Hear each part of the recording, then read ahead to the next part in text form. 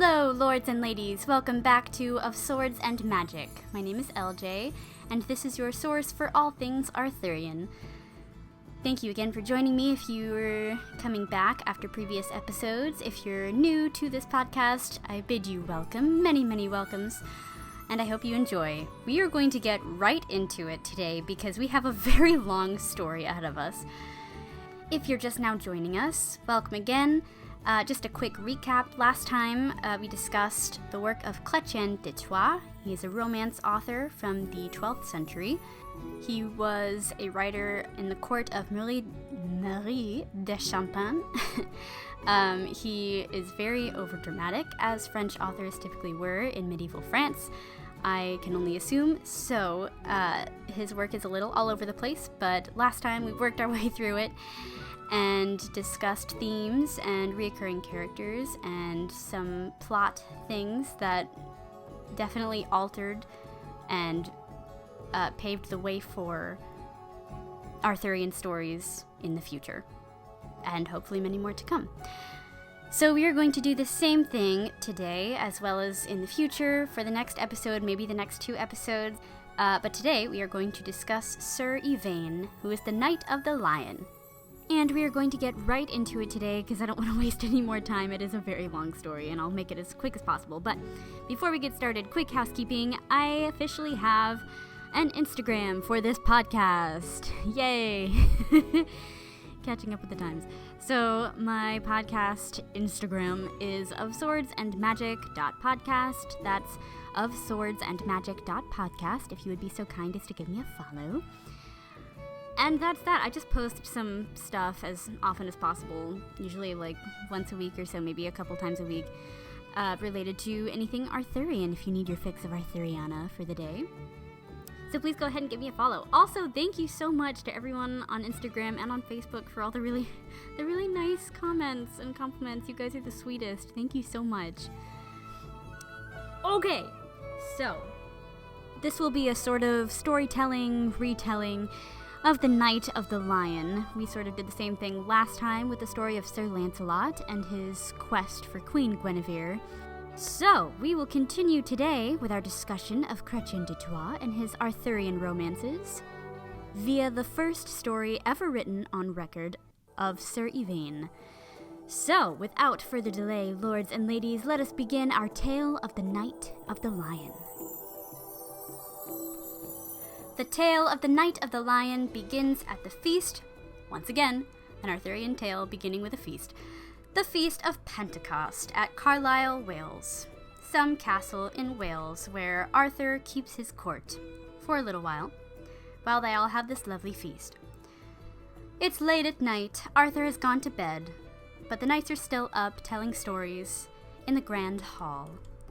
There's a knight called Calogrenant, and he is not very important, but he does tell a very important tale while all the knights are gathered around. Calogrenant tells the tale of his disgrace while he went to visit a spring, a very magical and mystical spring somewhere in the land of Britain.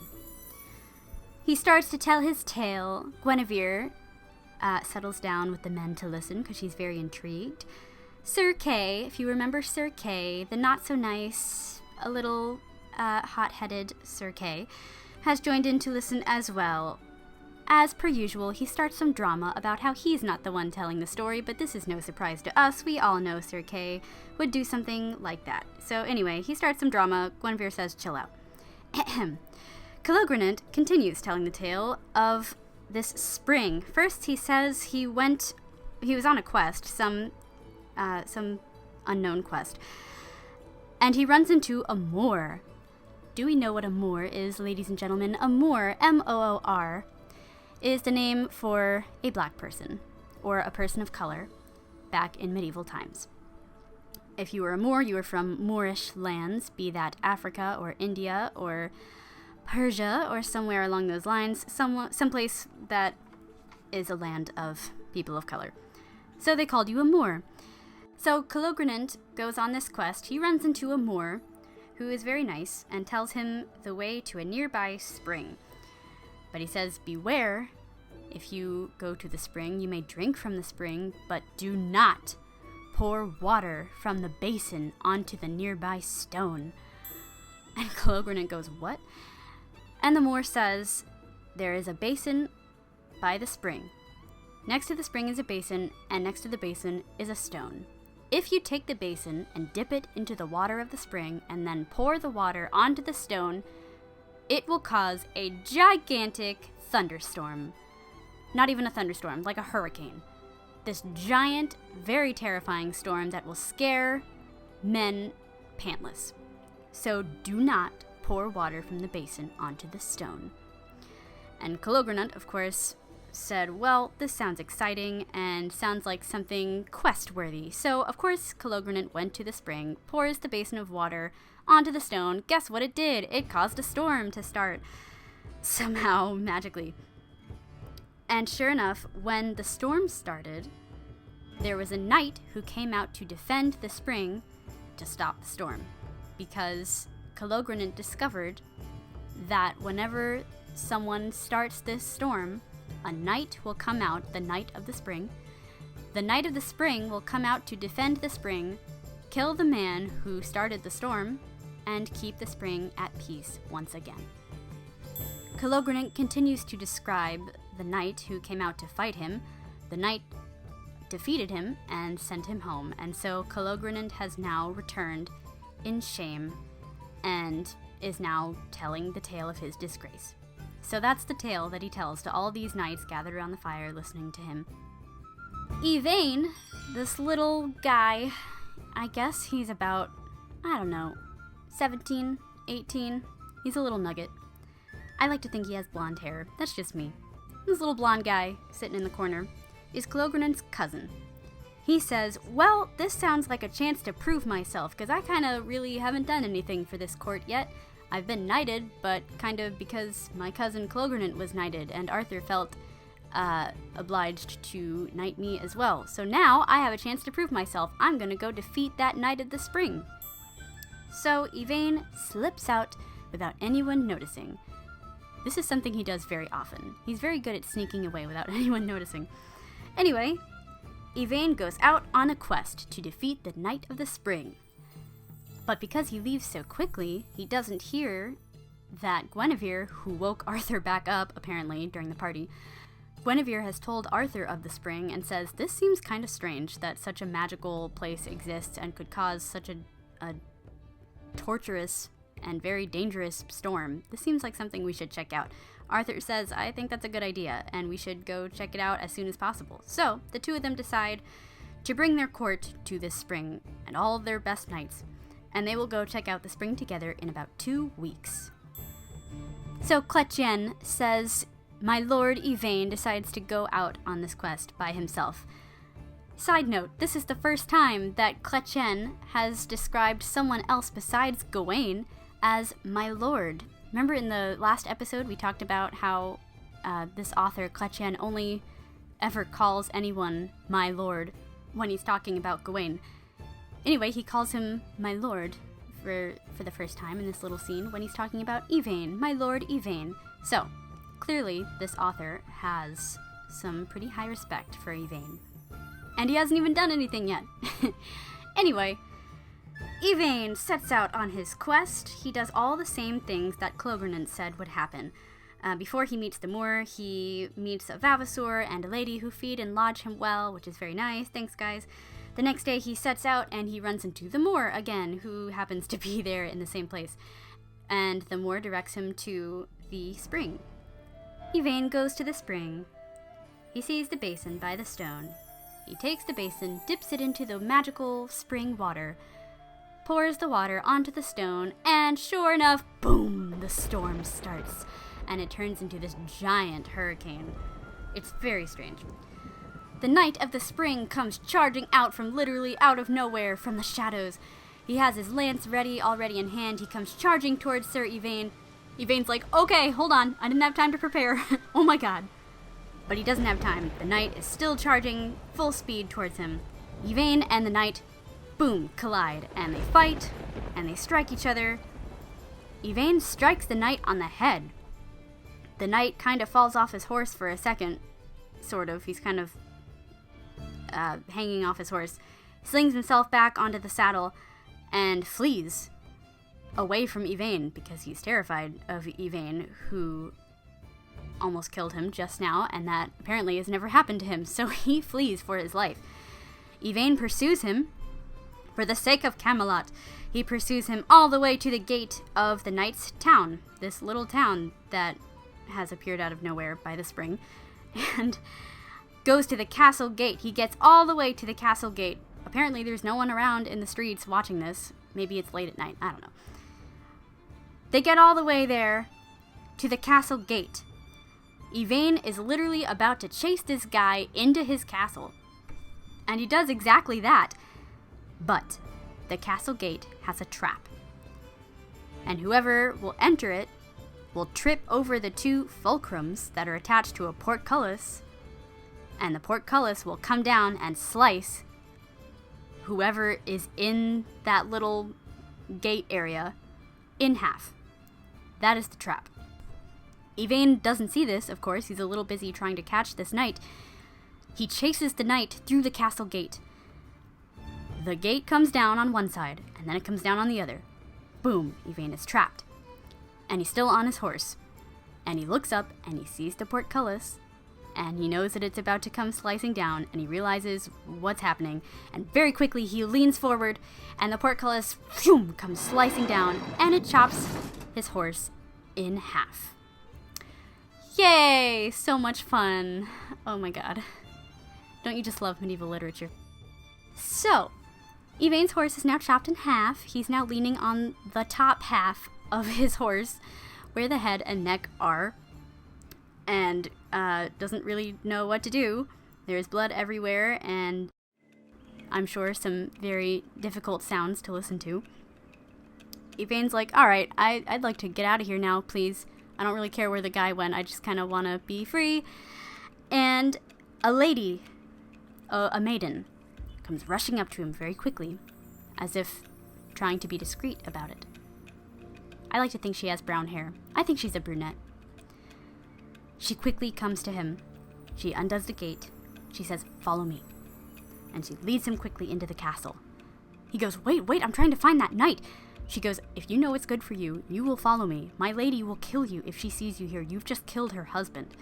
He goes, what do you mean I've killed her husband? He fled from me. And she goes, no, you gave him a wound so badly that he just came inside and died.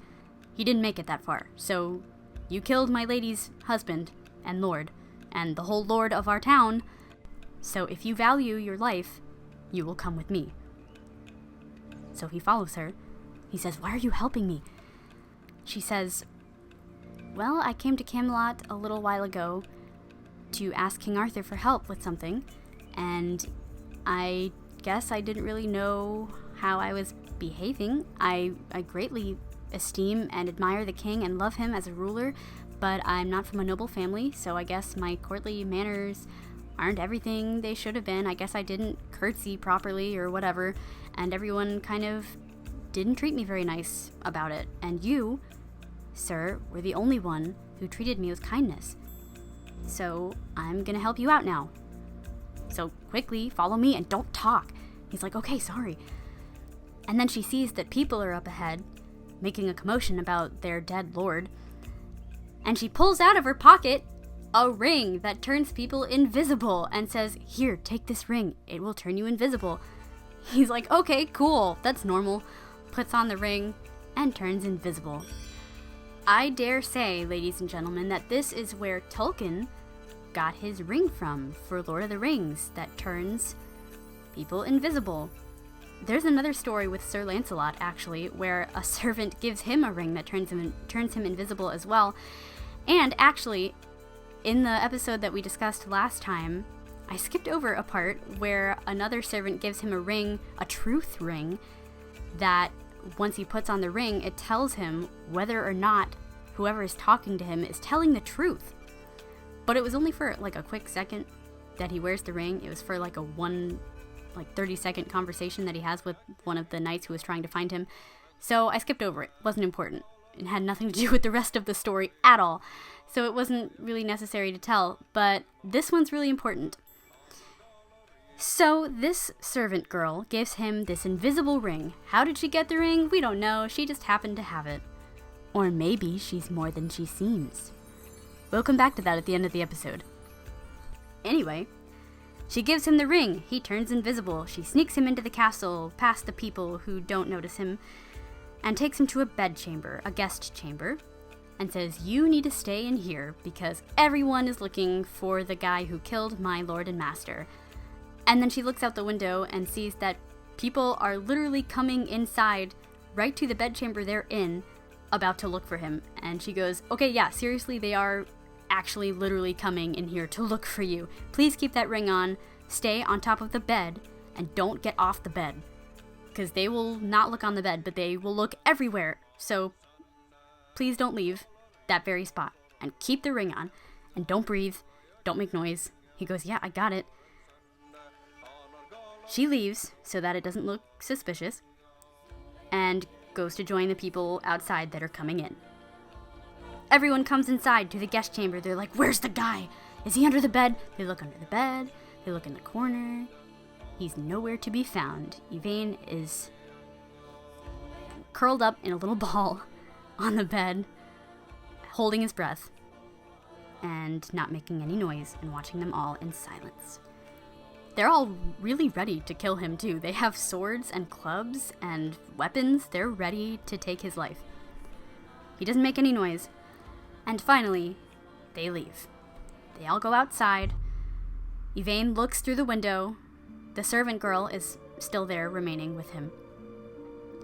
He looks out the window and then sees the most beautiful lady that ever he'd seen before. He says to the servant girl, "Who is she?" She says, "That's my lady, the woman whose husband you've just killed." And Yvain watches her, and the description that Chrétien gives is priceless, because she's a little upset about the fact that her husband just died. Not just died, but was murdered by some random knight who came to ruin her spring.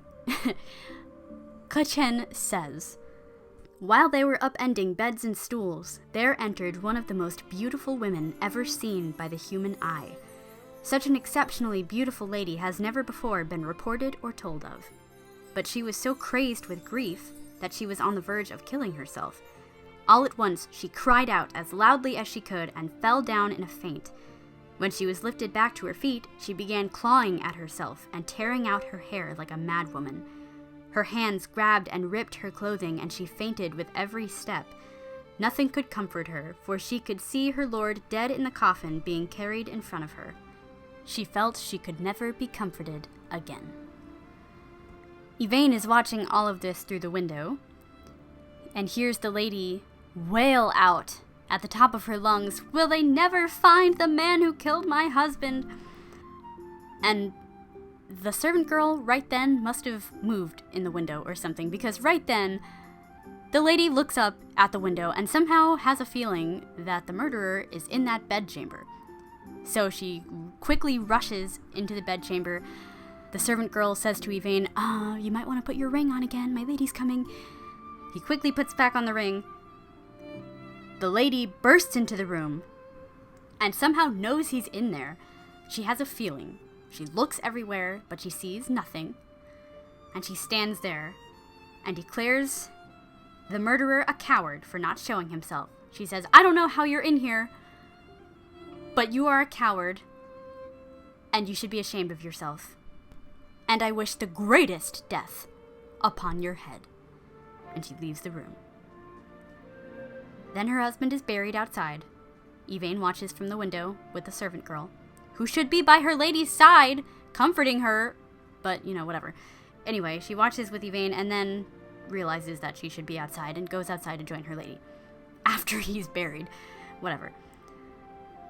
Yvain goes on a monologue about how beautiful she is and how he must have her to wed because he is in love with her. Love at first sight, just as crazy as the last episode. He falls madly in love with this lady because she is so beautiful that it took his breath away. Literally, he can't breathe, and thinks she's so gorgeous, and I think strangely finds how upset she is and sad she is attractive, and how terribly she's like pulling at herself and crying and weeping. He's like, wow, that's hot. It's very strange. But anyway, he falls in love with her. It takes everything he has not to jump out the window after her while he watches her from the bedchamber. Kind of like the last episode where Lancelot almost jumped out the window after Guinevere almost killing himself because he wasn't right next to her right this very second. That's true love, guys, in the 12th century, apparently. Too bad Gawain's not here to stop him like he was for Lancelot. However, instead of Gawain, he does have this servant girl who's been helping him out, so I guess she's a nice substitute. The maiden says, don't do it, chill, calm down. She'll come back, you'll see her again, trust me.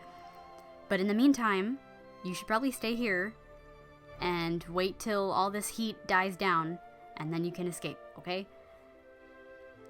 Yvain doesn't say okay. Yvain's kind of torn in half because he wants to get out of there and not be hunted down and to return to Camelot and tell Arthur that he defeated the Knight of the Spring, which is what he intended to go out and do. He did what he set out to do on his quest. He defeated the Knight of the Spring. Now he can tell Calogrenant and Sir Kay and everyone else what he did and prove himself as a knight, right? Everything's great. But he also wants to stay longer because now he's in love with the woman whose husband he murdered. So great. And then Chrétien gives some really flowery but very gorgeous descriptions here of love, as he always does, but it's especially sweet in this tale. He says, "But new love has sweetened him with her sugar and honeycomb, and has made a foray into his lands where she has captured her prey. Yvain's enemy has led away his heart, and he loves the creature who most hates him." So then the lady continues to grip her throat as she walks through her manor, wringing her hands, striking her palms, pulling out her hair, all of this stuff that is the way she grieves for her husband. Yvain watches this with the invisible ring on his finger and falls more and more in love every second. Medieval love stories. The more she does this, the more Yvain falls for her. Yvain somehow thinks he can change her mind about him, for women have 100 moods, as Chrétien says. Alright, Chrétien. Whatever. You do too. Anyway. Yvain doesn't understand why she's going through all of this torture and beating herself up like this. It's as if she's grieving. What? He doesn't get it. And I think really there's more to this than what Chrétien describes, because it really just describes her like grieving her husband in this very self-torturous way. But I think personally that it's also because, and we'll see more reason for this later, but she needs someone to tell her what to do. This lady, as we're going to see in a little bit, has always needed instruction and needed someone to tell her what to do, because bottom line is she really doesn't know what she's doing. And he's been the only person who has told her what to do and how to do XYZ as the lady of a manor. And now that he's dead, she doesn't know what to do with herself. Not only is she missing her husband, who might not have been the nicest person, but he gave her instruction. And now she is fully in charge of this manor, and not just this manor, but this town. And I think the reason she's beating herself up so much about this is mostly fear about the fact that she's alone now and has to care for this whole town, and she doesn't really know how to do it. So she's very afraid. Way more so, I think, than grieving. So anyway, Yvain watches all of this. He goes back into his bedchamber. The servant girl scolds him for having left the room. She says, "Please don't leave this bedchamber. In fact, to be honest, you should probably stay here for the next week? Maybe a week and a half, because I thought things were going to die down, and they're really not dying down at all. So it'd probably be best if you stay here for the next, week or so. It'll be like being a prisoner, but at least you're not dead, and you'll probably get to see my lady again. So it's a win-win situation. Okay, just stay here." Cool? He says, that's fine, I just want to see the lady again. She's like, you're weird, but okay, I'm glad you're gonna stay here. So he stays in this bedchamber. Yvain stays here, being held prisoner in this manner, basically. He doesn't mind at all, he just misses the sight of the lady. In the meantime, the servant girl takes care of Yvain, and a plan starts to brew in her head. So for those of you who have tuned into previous episodes, if you remember the last episode when I said that Guinevere's servant who stayed with her in the tower while Lancelot was fighting to free her, I said this is not the first time that the servant ends up being the sort of hero for the story, or at least someone who wants to help out. This is definitely a time when the servant is the hero of the story. Guys, this servant girl is not a side character. Everything kind of happens and falls into place because of her. So, because of this, I'm going to go ahead and say that her name is Lunette. We don't get to find that out until much later in the story because Chrétien loves to keep names away from us for the longest time that he can.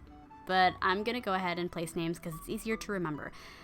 The lady's name is Laudine, Lady Laudine of the manor, and her servant is Lunette. Also a heads up, every woman in this story has a name that starts with an L. It's gonna get confusing, so that's why I'm starting with names now. Her name is Lunette, the lady's name is Laudine. Lunette and Laudine. Cool. Got it. Okay, moving on. So Lunette comes to take care of Yvain for these couple days, maybe a week. And she does everything for him. She washes his face, she washes his hair, she washes him, she dresses him, she brings him food, she brings him wine, she brings him water, she brings him new clothes all the time, she brings him whatever he needs to be comfortable. And she keeps him company when she's not needed by her lady. Is there a relationship between these two? Yes and no. This is also probably one of the first times in medieval literature, at least in Arthurian literature, where there's not a direct relationship between the male character and the female character. At least not yet. They don't fall in love. It's a very interesting relationship because it's a friendship, but it's a little bit more, and you know, not quite. It's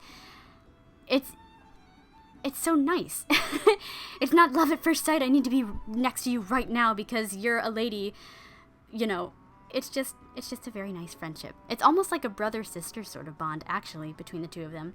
And some people have argued in the past about this tale, this particular telling of the tale, the original. Some people have said that it is very much a brotherly, sisterly thing. And other people have said that it is love, and there is a romance between Yvain and Lunette. It's been argued on both sides, so I guess it's up to you, the reader, but I think personally that it's more of it's just a really nice companionship. Anyway, she takes care of the Lord Yvain. Oh, also, something I should have mentioned in the very beginning of this episode, he's a prince.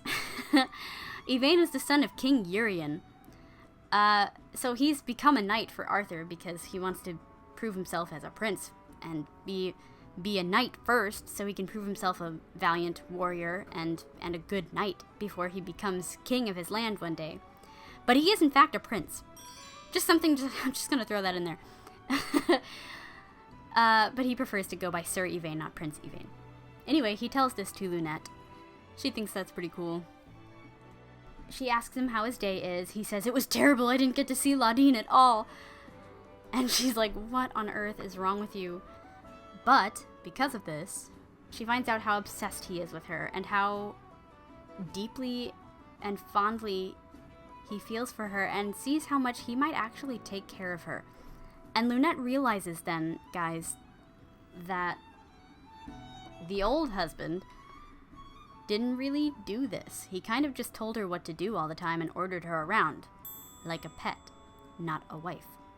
So, Lunette takes notice of this and thinks, what a wonderful husband this guy would make for my lady. Too bad he killed her husband. I have to find a way to fix this. And so, our Cupid starts about her quest to fix these two up. but it's not an easy task. Lunette goes into her lady's room one night. Laudine is crying about her husband. Lunette says, "Alright, it's been a couple days, you need to stop." Laudine goes, "Excuse me? My husband was murdered. I should be allowed months and months and months of grieving. You do not get to tell me how long I'm allowed to grieve." And she goes, "I just did. You're done. That's it. Because God is going to send you an even better husband. I just have a feeling." And like I said, Laudine has only ever been instructed to do things. So she does as instructed and stops crying and listens to her servant. She says, "What do you mean God's going to send me a better husband? I will have no better husband." Lunette says, "I don't know about that, my lady. I've found this really great guy. He's a prince. He's really noble and virtuous and nice, and he's not that bad looking either. He's got it all in the bag, my lady. I think you might want to reconsider about your future instead of just grieving about this guy that wasn't the nicest to you."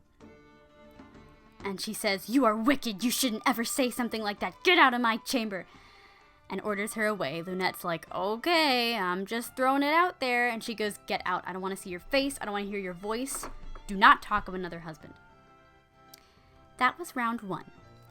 Round 2, she comes in again. "My lady, this guy that I told you about, he's still around. He's like around town. He really knows what he's doing. Also, I know personally, on one hand, that he is actually a really, really nice and caring guy. And when I was humiliated by people in Camelot, he was actually really nice and helped me out and made me feel valid and you know, worthy of being in front of nobles. And that really meant a lot to me, my lady, and I think you should reconsider." She, of course, doesn't take to this, and Lunette says, "Lady, I'm ordering you to reconsider." And all of a sudden, just like Cinderella, Laudine is like, "Oh, okay, I'll reconsider because I've been instructed to do so." Yay! Anyway, soon a messenger comes and tells Lunette that King Arthur and his court are coming to check out the stone and the spring because there's something strange and probably dangerous about this spring, and he doesn't really like it, a magical spring with such terrible power in his land, and he's going to do something about it. So he's coming to check it out, and he might, start up the storm. So I would get someone to defend the spring. And bing! Lunette has another idea to add to her plan. So Lunette goes to her lady Laudine and says, "My lady, Arthur is coming with his court, and they're gonna ruin the spring. They're gonna pour the water onto the stone, and it's gonna start up a giant storm. What are you gonna do about it? You need to find someone to defend this spring." And Laudine goes, "I don't know, you're right. I don't know what I'm gonna do. I don't have a husband." And she starts weeping all over again. Great job, Lunette. But Lunette says, "Remember the guy I told you about? He's still around. I would reconsider. Also, he may or may not be the murderer of your husband." Laudine goes, "The words that just came out of your mouth better not be true." Lunette's like, "Yeah, well, they are. I've secretly been keeping Yvain hidden in the guest chamber down the hall, and I just didn't want to tell you because Laudine doesn't let her finish. She explodes. She says, 'How dare you? Don't ever go behind my back like that ever again. You are a traitor to me. This is treason. How dare you? You can never be called my friend again, let alone my servant. Oh my God. How could you do this to me?' And Lunette turns around and says, 'Oh my God, lady, if you would just look at his face when he sees you, his eyes light up when he talks about you. You have no idea how in love with you he is.' And she doesn't want to hear it, doesn't listen to a word she says. She sends her away from the room. Lunette says, 'Please reconsider. You need someone to fight for you tomorrow. You need someone to defend this spring, or else Arthur's going to disturb the stone and disturb the spring, and the storm will start, and Yvain is such a perfect match for you. Please, just trust me just this once.' And Laudine looks at her and says, 'You and I need to sit down and talk this out.' Thank God. So the two of them sit down on her bed and they talk it out. And Laudine realizes that maybe, just maybe, Lunette's right. And she thinks about how much she does, in fact, need a husband very soon, not just for societal reasons, but also for the spring. And finally, Laudine says, "Okay, I think maybe you're right. Bring him to me tomorrow, and we'll see." Lunette walks back to Yvain's secret bedchamber and rejoices silently to herself because her plan is already in motion. The next day, Lunette comes to her lady's chamber. The lady says, "All right, where's the guy?" Lunette says he's ready, he's in his chamber, ready to meet you. Laudine realizes that she needs to marry very, very soon. I mean, like, tomorrow soon. Because a woman can't run a household by herself. Of course. So the man with great strength and skill enough to defeat her old husband, should be her husband now. Wouldn't it make sense that this man who clearly is stronger and more capable and more skillful in combat than her husband was, clearly he defeated him, that guy should be her husband, right? Of course, this makes sense. Everything's starting to make sense in Laudine's head now. All the wheels are cranking. She's realizing she really does need to marry this guy, like, today. She asks Lunette for forgiveness, and Lunette says it's fine. And she says, "I'm gonna do whatever you say from now on, because you're really smart." She says, "Thanks, my lady. You're smart too, like, sometimes, when you listen to me." Anyway, Laudine says, "What about the people of the castle? They're gonna see this guy and go, 'Who's this guy? And why is he in the picture all of a sudden? What do I do about this?'" Lunette says, "You need to gather your people right now. Gather everyone in the castle. Tell them what's going on. Tell them about Yvain. And tell them that this noble knight that we don't know has sought your hand in marriage, but you dare not take him unless they all accept him. So make this big scene about how he sought your hand in marriage. You couldn't help it. He didn't know that your husband just died. And how you need to marry as soon as possible. Make sure you emphasize this to the people. They'll understand. They'll definitely know what you're talking about, especially the women. And they will understand that you need to accept his marriage. Like, now."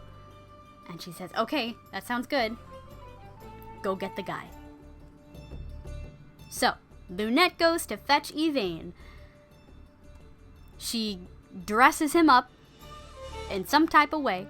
She brings him this beautiful scarlet clothing. It's lined with fur, and the fur still has chalk on it, which was a thing back then. To preserve furs, you used chalk, and that helped keep the furs soft, I guess. So it was very fashionable if you still had chalk on your fur, because it was brand new and it was still soft and everything. It was a whole thing. So she gives him this beautiful scarlet robe trimmed in chalk-covered fur, and gives him a golden necklace with beautiful stones, and a beautiful belt, and a satchel trimmed with gold. She prepares him to look his very best. She makes him wash his face. She washes and brushes his hair. And she says, "All right, you're ready, dude." He goes, "All right, let's do this. Oh my god, I'm gonna see her in person." Freaks out a little bit. She gets him back to normal. And they go to see the beautiful Laudine. And on the way, Lunette says, "Hey, by the way, just want to let you know, you are gonna see Laudine, but she might still be angry with you about everything, and she might want to keep you in prison." And he goes, what do you mean a prison?" She hasn't told him about the marriage thing. She just said she's gonna bring him to her. She said nothing about marriage. So she said, "Yeah, I don't really know how to explain it. You're just gonna be a sort of a prisoner for her. You'll see what I mean when we get there." He goes, "That's fine. I will be in any prison that she holds if it means I can be near her." She's like, "You're so weird, but okay, that's good. I'm glad you feel that way. Let's go." "For anyone that loves is a prisoner, for marriage is a sort of prison," as Chrétien says very colorfully. Anyway, they arrive in the grand hall. Lunette takes his hand. He is really starting to get freaked out. Like, he starts sweating. They enter the hall.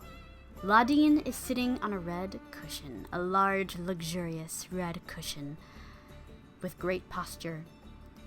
Yvain is scared. He's literally freaking out. He's sweating all over the place. Lunette presents him and says, "Here is my lord Yvain."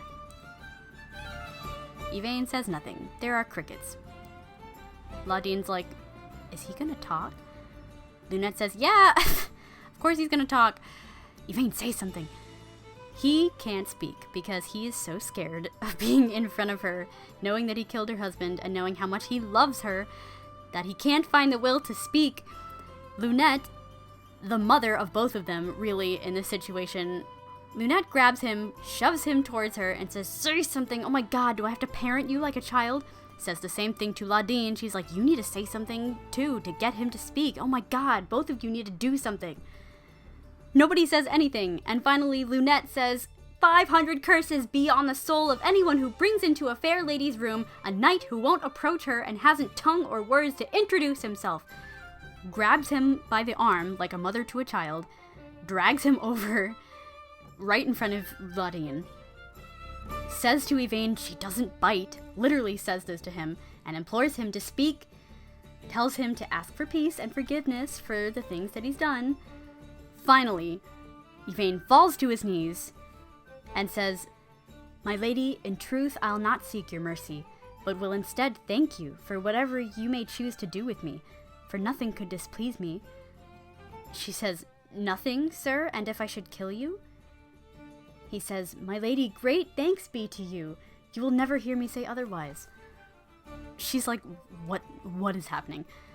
She says, "Really? What if I kill you? What then? You really place yourself so completely in my power without the slightest instruction from you?" This is really important. She is just now realizing that she, for the first time in her life, has power. And not because her husband died and she is now inevitably in charge of her town, but because he gave her the power. He knelt before her and said, "You can do anything you want with me. I am giving you the power." And she doesn't really know how to react to this. Lunette is kind of urging her on, and she's realizing for the first time that she doesn't need to be instructed. And Yvain is not going to instruct her. He is the one who wants to be instructed. He wants to be told what to do by her. Forever. And that is something that not a lot of women had back then in this time, especially not the Lady Ladine. Yvain says, "I will do anything for you, and if I can make amends for the slaughter in which I did no wrong, then I would make it good without question." She goes, "What do you mean? You did no wrong. You killed my husband. Can we talk about the elephant in the room?" He says, "No, I just defended myself. I didn't know that your husband was going to come out and fight me. I mean, I did because my friends back at Camelot told me he would, but still, I just defended myself. He literally attacked me. He didn't give me a chance to talk it out. We didn't have a chance to discuss anything. Your husband literally charged at me and tried to kill me for no reason. All I did was cause a storm. I could have apologized, I could have said something, and we could have talked something out, and I would never come by your spring again. And I could tell everyone else not to come by your spring again. We could have worked something out, but he tried to kill me. I just defended myself." She says, "You're right. And actually, I thought about that a lot last night. So you're gonna do whatever I wish? Is that what's going on here? You really are gonna do whatever I say?" He says, "Yes, love has overpowered me enough to do anything that you say, that you could ever wish of me." She goes, "Hold up, wait, love?" He says, "Yeah, I love you. I'm so in love with you. You literally have no idea. I'm shaking being in front of you right now." And she's like, "What? I thought I had to force you to marry me." And he's like, "No, I will gladly marry you. Please ask me to marry you.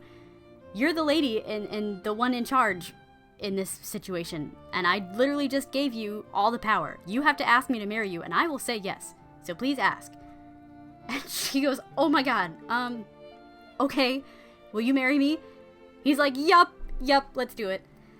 And Ladine's like, yay, that's great, because I actually gathered everyone in the castle just in case you said yes. So, let's go in the hallway and go meet everybody. Yay! He's like, oh my god, what did I just step into? Okay, let's do it. Lunette is in the corner, grinning very happily to herself, because her plan is in full motion. She has finally brought together these two crazy people, and now they're gonna make this beautiful union, and now their town will have a new defender of the spring.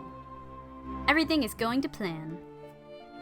Ladine takes Yvain by the arm and goes into the hall, and the hall is filled with knights and all of the people of the castle, and everyone stares in wonder at Yvain because he is so fair and beautiful. And they all bow before him. He seems exceptionally noble, they all mutter to themselves. All the women start fawning over him, and all the men do the same thing. The men fall in love with this guy and say, oh my god, he's so fair. I wish my lady would fall in love with him instead of me, for he is so much worthier than I am. Anyway, Ladine calls over her seneschal and tells him to come over and make a speech for everyone to hear about Yvain. And he proclaims loud for everyone in the hall, my lords, war is upon us. Not a day passes without the king making ready as fast as he can to come and lay waste to our lands. Before these 2 weeks are over, everything will be laid waste, unless a good champion can be found to defend it. So he goes on about this, talking about how important and very necessary and dire it is that their lady remarry very quickly, as soon as possible, so we can defend the spring from King Arthur, who's going to lay waste to our town and our beautiful spring. And of course, all the people in the hall agree, and they fall to their knees before Ladine, and they clasp their hands together, and they say, please, lady, please marry as fast as possible. Marry somebody right now. And Ladine looks over at Yvain and says, well, since you mention it, there is this knight here who has sought my hand in marriage. I couldn't help it. He didn't know that my husband had just been murdered. But he's asked for my hand in marriage, and I could never say yes unless I have the approval of all of you guys. And they all say, oh my god, of course you must marry him. All the women and the men in the hall fall to their knees before Yvain, and they say, oh, take care of our lady. Oh, please, marry our lady as fast as possible. And Yvain says, I've said yes. And Ladine says, well, friends, since you insist, I guess I will marry him. Yay! And everyone rejoices, and it's this big, giant celebration. And the wedding commences that very day, and they have a gigantic, beautiful, very elegant wedding. It's wonderful. Everyone's happy. Yvain is happy. Ladine, even though she lost her husband, has power now. And she thinks this guy is not so bad. So she is very happy, and by the hour, Lady Ladine falls more and more in love with Yvain. So very deeply and so very sincerely in love with him. And it becomes a very wonderful love that the two of them share together. It's very romantic. It's almost as if she had known him in another life. So now they're together as husband and wife in this beautiful castle in this lovely little town. And Yvain is not at all concerned about the fact that Arthur is coming, his king, to try to get rid of this spring, or at least defeat the Knight of the Spring, so that they can do something about this mystical place that causes dangerous thunderstorms.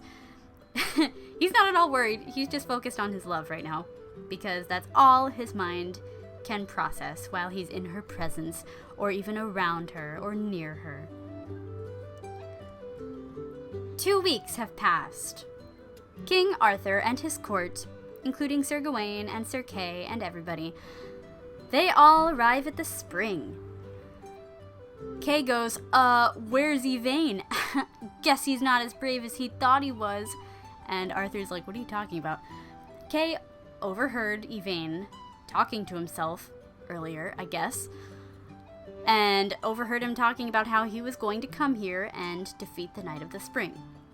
Only Kay heard this, and of course, Kay has to explain this to everybody with pride.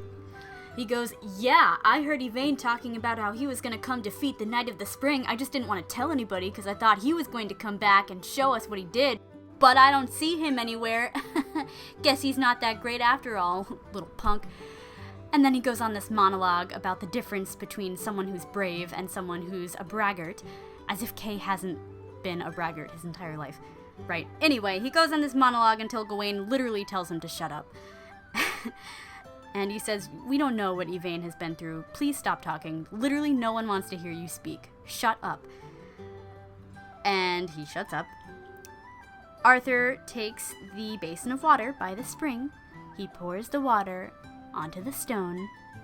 Sure enough, boom, the storm begins to start again. A terrible hurricane commences. The knights are like, wow, this is a real thing. Oh my god. And Yvain, dressed in armor, from head to toe, comes out to defend the spring, for he is now the Knight of the Spring, since he has married Laudine. He comes out completely armored. He doesn't say a word to any of his friends. Of course, they don't recognize him because I guess they've never really seen him armored head to toe because he hasn't really done anything yet. So they don't know who this is. They just know he's some knight who is going to defend the spring. Yvain recognizes Kay's armor, says nothing. Kay whispers into Arthur's ear, can I please fight this guy? Arthur says sure. Kay and Yvain begin to fight. They race towards each other with their lances at the ready, and boom, they collide.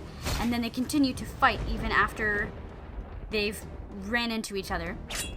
And Yvain knocks Kay right off his horse to the point where Kay somersaults off his horse onto the ground on his butt. Needless to say, the knights of Camelot all laugh at him. No one laughs harder than Gawain. Yvain brings his horse to King Arthur and gives it to him after defeating Kay. He says, I would do wrong to keep anything of yours. Please take this horse. Arthur's like, what? I don't know you. What are you talking about? Yvain gives his name. He says, it is I, Yvain. I'm your knight. It's me, Arthur. The rest of the knights go, Kay sits there on the ground and is so ashamed that he almost begins to cry. No surprise there. Arthur and all the knights are blown away by the fact that they have almost fought their knight, their own knight. And Gawain is so very happy because apparently Gawain has developed a fondness for him over the small amount of time that Yvain has been at court. They become friends. They're bros. Gawain's like, buddy, it's you! Oh my god! Yvain says, yeah, it's me! Hey, you guys should all come and stay with me. I just married. They're like, what? He goes, yeah, I just got married in the past 2 weeks that I've been gone. So, stuff happens. Anyway, you guys should all come stay with me in my new castle. I have a beautiful lady. Her name's Laudine. It's a pretty nice town. Come check it out. Come stay with me for a little while. They're like, okay. Arthur says, yeah, we've traveled for a little while. We'd like to rest. That would be great. Can we stay for like a week? Yvain says, stay as long as you wish, my king. And thenceforth, the Knights of the Round Table stay with Yvain and his new wife in their new castle. Yvain, before they head back, sends a crane falcon. I guess some falcon, randomly appeared on his arm because he sends it to Laudine to let them know that all is well and that they're going to have some company for a little while. Everyone in the town comes out to greet King Arthur and his knights on Spanish horses. The town stretches out awnings over the streets for the knights to walk under because it's summer and it's really hot and Britain's not used to this heat, so they stretch out these beautiful awnings, and Chrétien gives this gorgeous description of the village and how the town made this beautiful walkway for the knights to walk through up to the castle and whatnot. It's a beautiful, lovely greeting and welcoming. The town is filled with beautiful pieces of silk and cloth, and there are bells and trumpets and ladies dancing in the street, which all the knights take notice of. It's just a lovely, beautifully described celebration.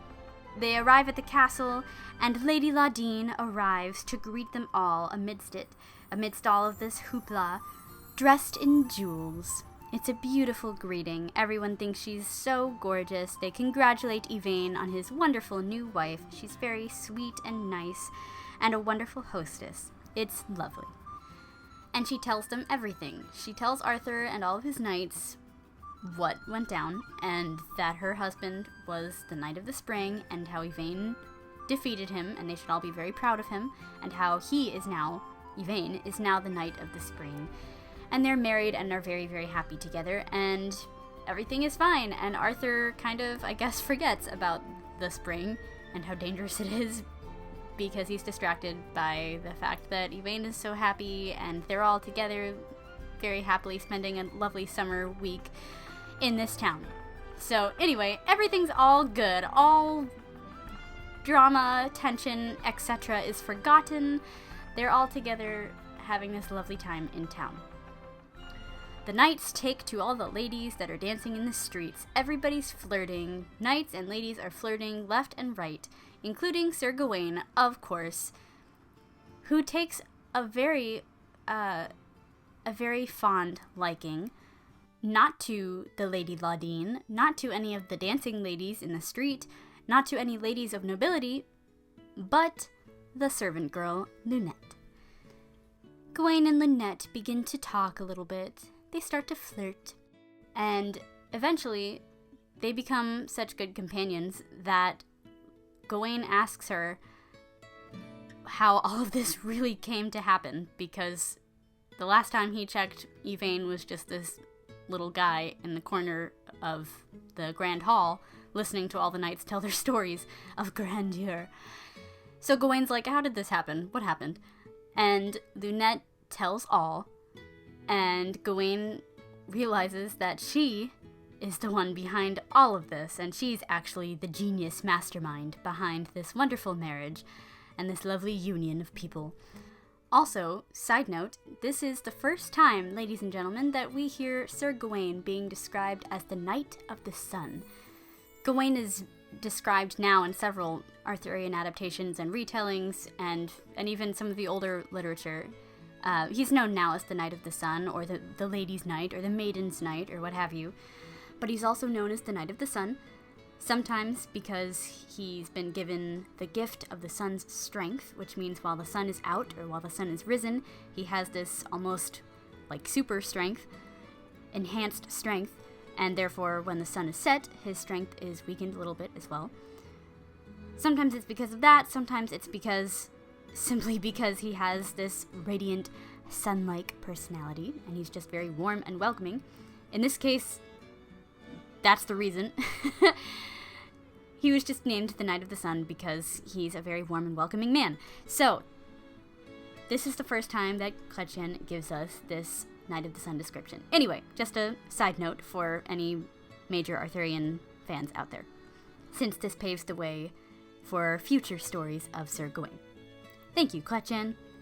Anyway, the good Sir Gawain, the Knight of the Sun, and Lunette begin to talk, and Lunette tells him everything, and they have this little side romance for a second, and he tells her that she will be his damsel forever, and he will never have another. What? And she says thank you, and that's that.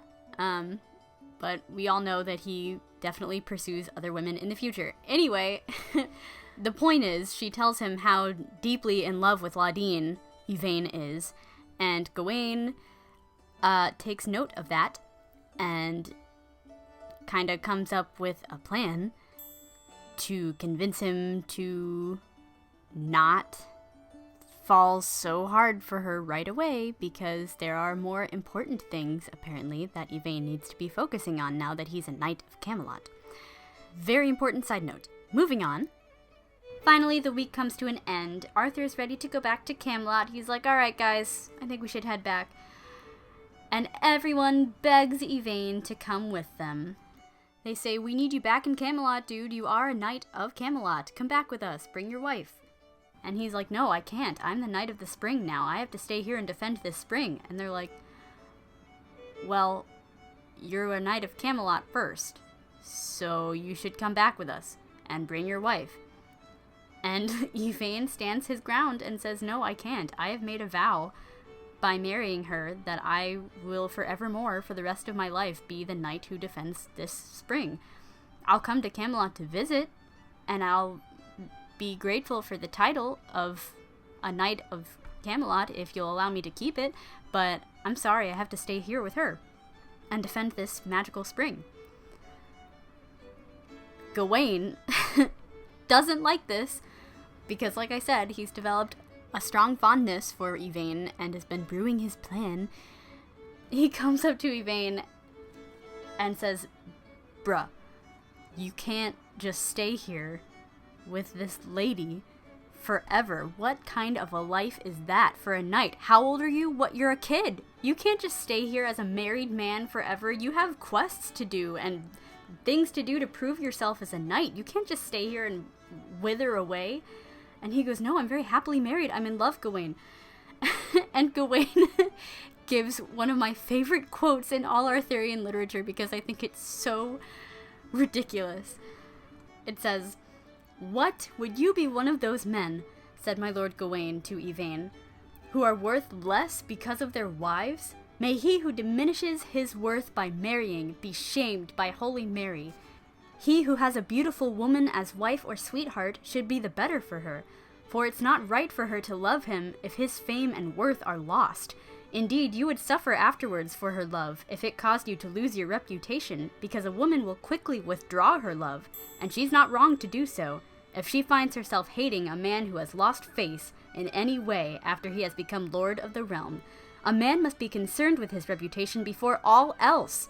Break the leash and yoke, and let us, you and me, go to the tourneys, so no one can call you a jealous husband. Now is not the time to dream your life away, but to frequent tournaments, engage in combat, and joust vigorously, whatever it might cost you. He who hesitates achieves nothing.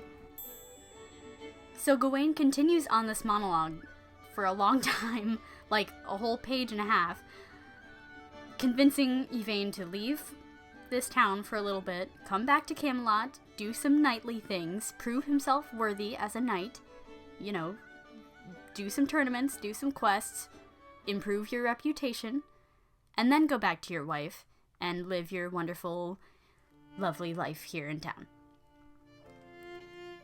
Yvain is convinced. He goes to Ladin a week after their marriage, says, hey, this is what Gawain told me, and I think he's right, and, you know, I kind of was just knighted before I came here, and I need to prove myself as a man, and as a knight, and a soldier for Camelot. I should really go back with these guys. For a little bit, I just want to compete in a couple tournaments, and then I'll come right back. Do I have your permission? Ladin says nothing at first, and after a moment she finally speaks and says, you can go, but you have to come back a year from today. He's like, a year? Oh my god, that's so long! She goes, okay, well, I know men, and I know that you're gonna get out there, and a year will go by before you know it. So, you're gonna forget about me for a little bit, and, you know, that's fine. Enjoy your time with your friends, and your king, whatever. But I want you back in 1 year from today. And then, on top of that, she adds, if you don't return a year from today, you will be banished from my love forever. Cool, deal? And he's like, yeah, I will be back in like a month. You'll see. And she goes, yeah, we will see. And then she says, I'm really sad that you're leaving, but I wish you all the best. Have a great time. Have fun with your friends. Have fun with your knightly duties. I'll miss you. I love you so much. And then she produces a ring. Another ring. This is not the invisible ring. This is a different ring. She says, "This is a very special ring, Yvain. Whoever wears this ring cannot be harmed. No lover who wears this ring can ever be harmed, but rather they will become stronger than iron and never forget their love. It will be your shield. I've never given it to anyone, but I give it now to you." I think it was passed down from her family or something. Anyway, she gives this ring to Yvain and says, "Please take care of this ring and remember me by it." And of course, Yvain weeps profusely upon being given the ring. He's like, "I'm never gonna forget you, I promise." She's like, "Okay, we'll see." Anyway, she tells him to have a wonderful time and tells him that she loves him so very much and goes on another monologue about how much she loves him and can't wait for his return. And the two of them hug it out, and she accompanies Yvain. She and her servants all escort the knights and King Arthur out towards the road. Ladine is crying so hard the whole time that King Arthur tells her to go back because she's crying too much and it's getting annoying. He literally tells her to turn back around. "You don't have to accompany us all the way out here. It's fine. You please go back." So she goes back, weeping terribly, which makes Yvain weep because his lady is so heartbroken that he's leaving her. And so it makes Yvain heartbroken, so he cries the whole way back to Camelot, to the point where it's annoying Gawain and the other knights around him, and Arthur, who's like, "Oh my god." And finally they get there, back to Camelot, and Yvain is refreshed and newly excited to be home again, where he started his career as a knight. And he's excited for all the adventures that await him. And sure enough, before the night is even over, Ladine slowly starts to slip a little bit further into the back of his mind, and the front of his mind is replaced with the thought of tourneys and tournaments and questing and knighthood. Months pass. Gawain doesn't let Yvain leave his side. I personally think Gawain has a fondness for this guy that's a little bit more than platonic, if I do say so myself. Gawain has always had this sort of a fondness for other men. Just throwing it out there. Anyway, he literally doesn't let this kid leave his side. And they have this wonderful, super hardcore bromance that exceeds all bromances that have come before and after.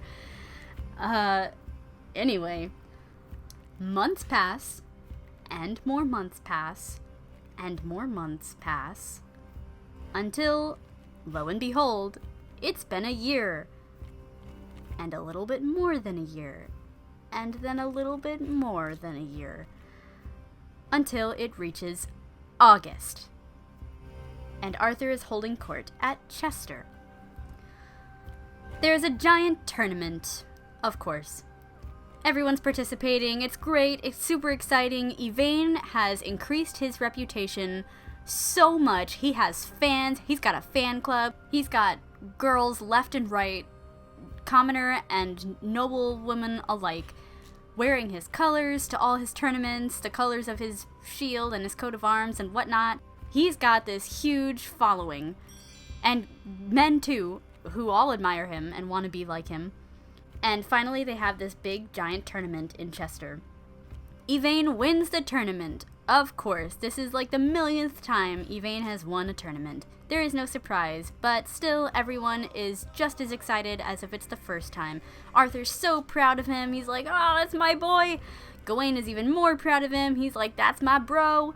It's wonderful. He wins. They celebrate. Gawain and Yvain step out of the town that the tournament is being held in and go off into the woods in their own little separate tent to do whatever. I'm just kidding. Sorry.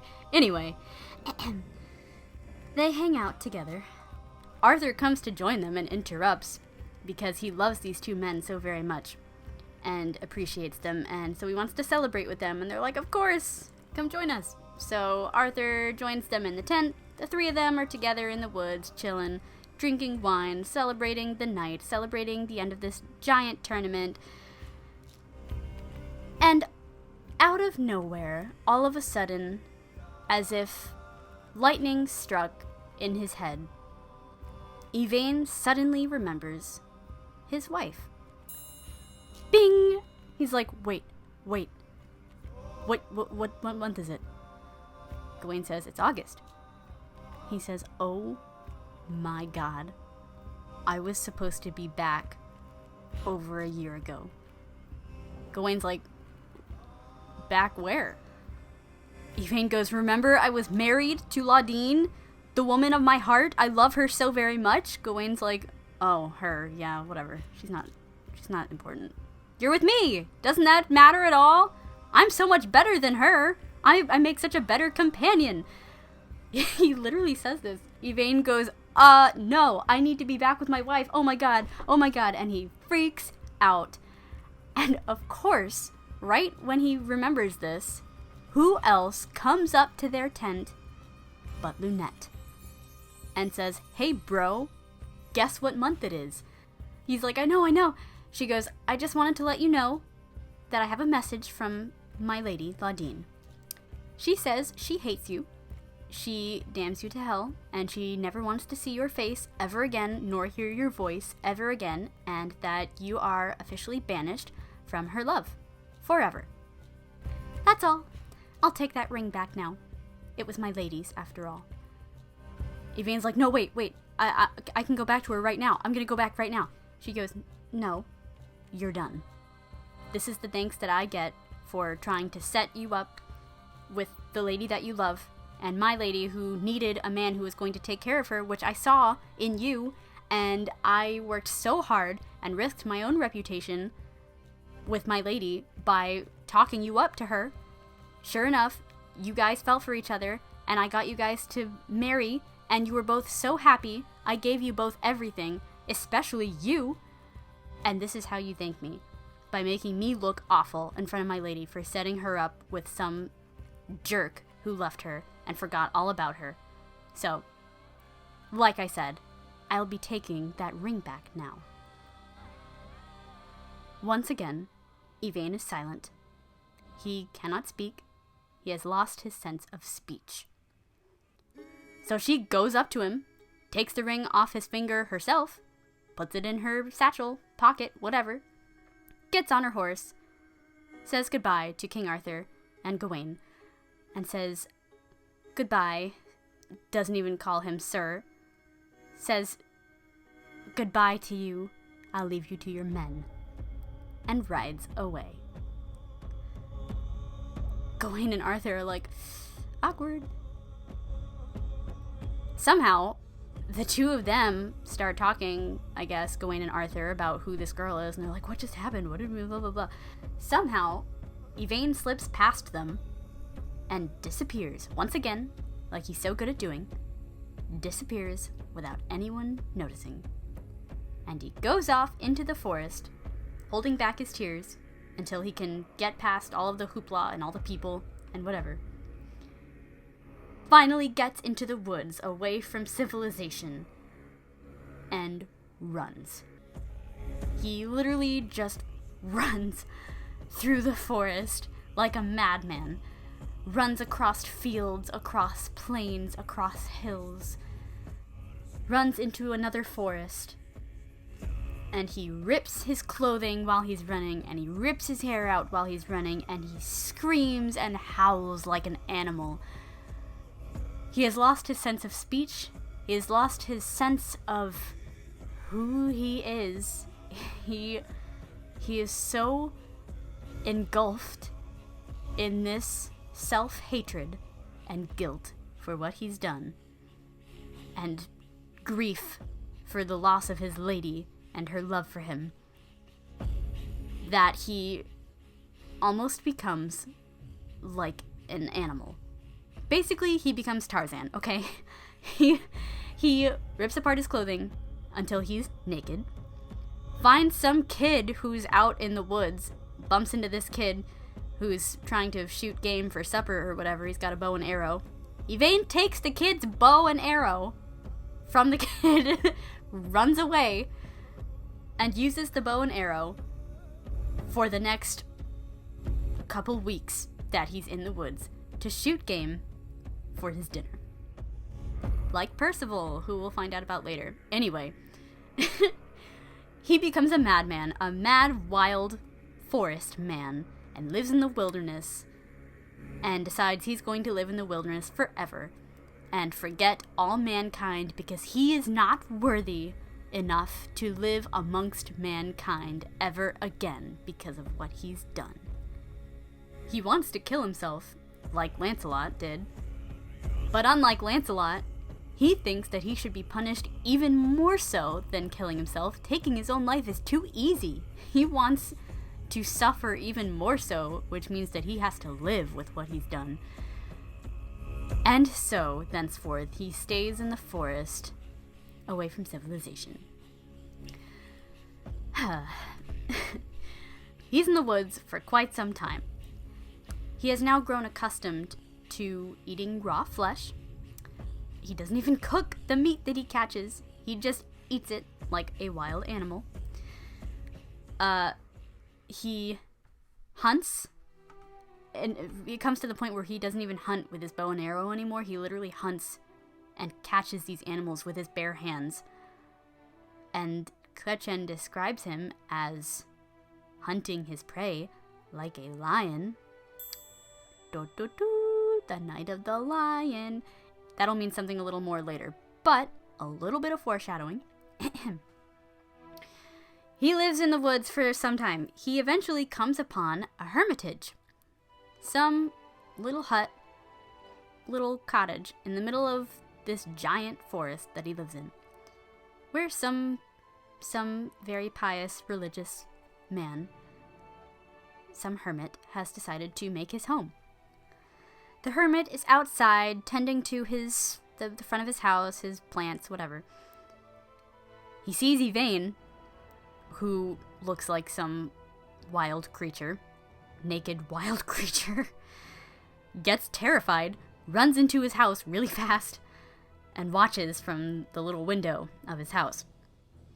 But, being a good man that this hermit is, the hermit takes some bread and some water outside after Yvain has kind of sulked off in the shadows a little bit, not too far, but the hermit takes some water and bread outside and sets it by his doorstep for Yvain. Almost like leaving food out for an animal. The hermit goes back inside. Yvain comes over to the bread and water. Hasn't seen bread for how long now? Stuffs the bread whole into his mouth and eats it very happily and very greedily. The bread is awful. It's very stale. It tastes like absolute crap. Chrétien says it's sour, bitter, hard, and stale, kneaded with straw, and tastes like dry bark.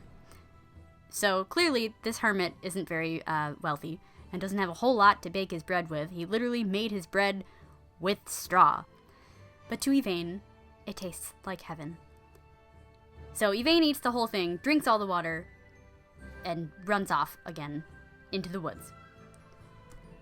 That night, Yvain finds a deer to catch. He catches the deer and kills it, but instead of eating it for himself, Yvain takes the deer back to the hermitage and leaves the deer outside the doorstep for the hermit as a thank you.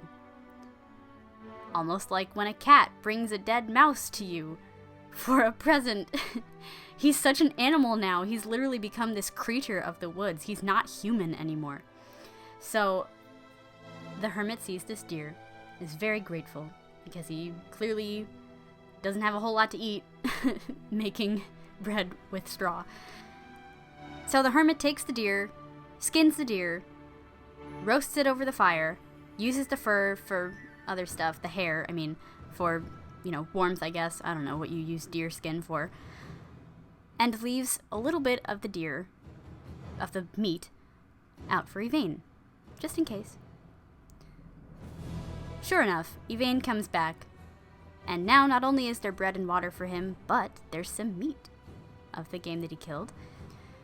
He eats the meat, eats the bread, drinks the water, and goes out and finds another deer and brings it back for the hermit. Not so that the hermit will give him some of the deer, but simply because he wants to thank the hermit. He's so grateful for this bread and water that probably saved his life that he wants to repay him. So every day, Yvain brings the hermit a deer. Every day to eat. And every day, the hermit leaves a little bit of the meat of the deer out for Yvain, along with bread and water. This goes on for a little while. The hermit sells the deer skins and gets some money and has more money to buy better ingredients to make better bread. And so his food starts tasting a little better. So Yvain definitely keeps coming back for more food. It's a lovely little relationship that the two of them share without ever having spoken a single word to one another. Anyway, this continues for a while. Eventually, one day, Yvain is lying asleep in the woods. Or one night, rather. He's lying asleep. Some maidens, a lady and her maiden, are passing through on horseback through the forest. And the maiden, the servant, sees Yvain lying asleep. She goes, "Oh my goodness, my lady, there is a naked man over there lying asleep in the grass, and he's all cut up and bruised, and has his hair all disheveled and tangled, and he looks like he is in need of some assistance. We should help him." The lady, the servant's lady, says, well, he is a stranger, and he's in the woods, and he looks like a madman, so be careful, but go check him out a little closer. Also, this is not Laudine and Lunette. Just a heads up before you get your hopes up. It's not them. It's another mistress and her servant. Anyway, the servant goes to check him out a little closer. She comes back to the lady weeping because of how terribly he looks, says they have to help him. The lady says, "Great, I have magical ointment from Lady Morgan the Wise." This is Morgana, or Morgane, or Morgan Le Fay, as everyone knows her. Anyway, she got some ointment from her that's magical and can heal people instantly. So we should go back and get that ointment, and then you can come back and bring the ointment to him and rub it on him, and then he'll be revived, and then bring him back to me because we need that guy. The servant goes, "Why do we need that guy?" The lady says, "Because Count Allier, or Allier, has invaded our lands, remember? And we are in desperate need of a knight to defend our town.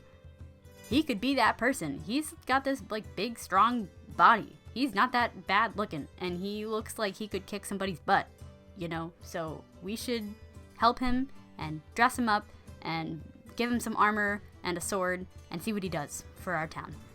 The servant says, "That's a brilliant idea." The two ladies go back to their castle, manor, whatever. The lady grabs the ointment, gives it to the servant girl, also gives her a pile of really nice clothes for Yvain, and she says to her servant, "When you put the ointment on him, only rub it on his temples, because his brain is the part that's messed up. So just rub it on his temples and a little bit on his forehead, and that will revive him. It's very, very strong, so only use a drop of it, and once again, on his temples, on his forehead, that's it. And he'll be fine, and he'll be revived, and his madness will go away, and he'll be restored." The servant says, "Fine." She goes to the forest. Yvain is still lying there, a heap of naked beauty.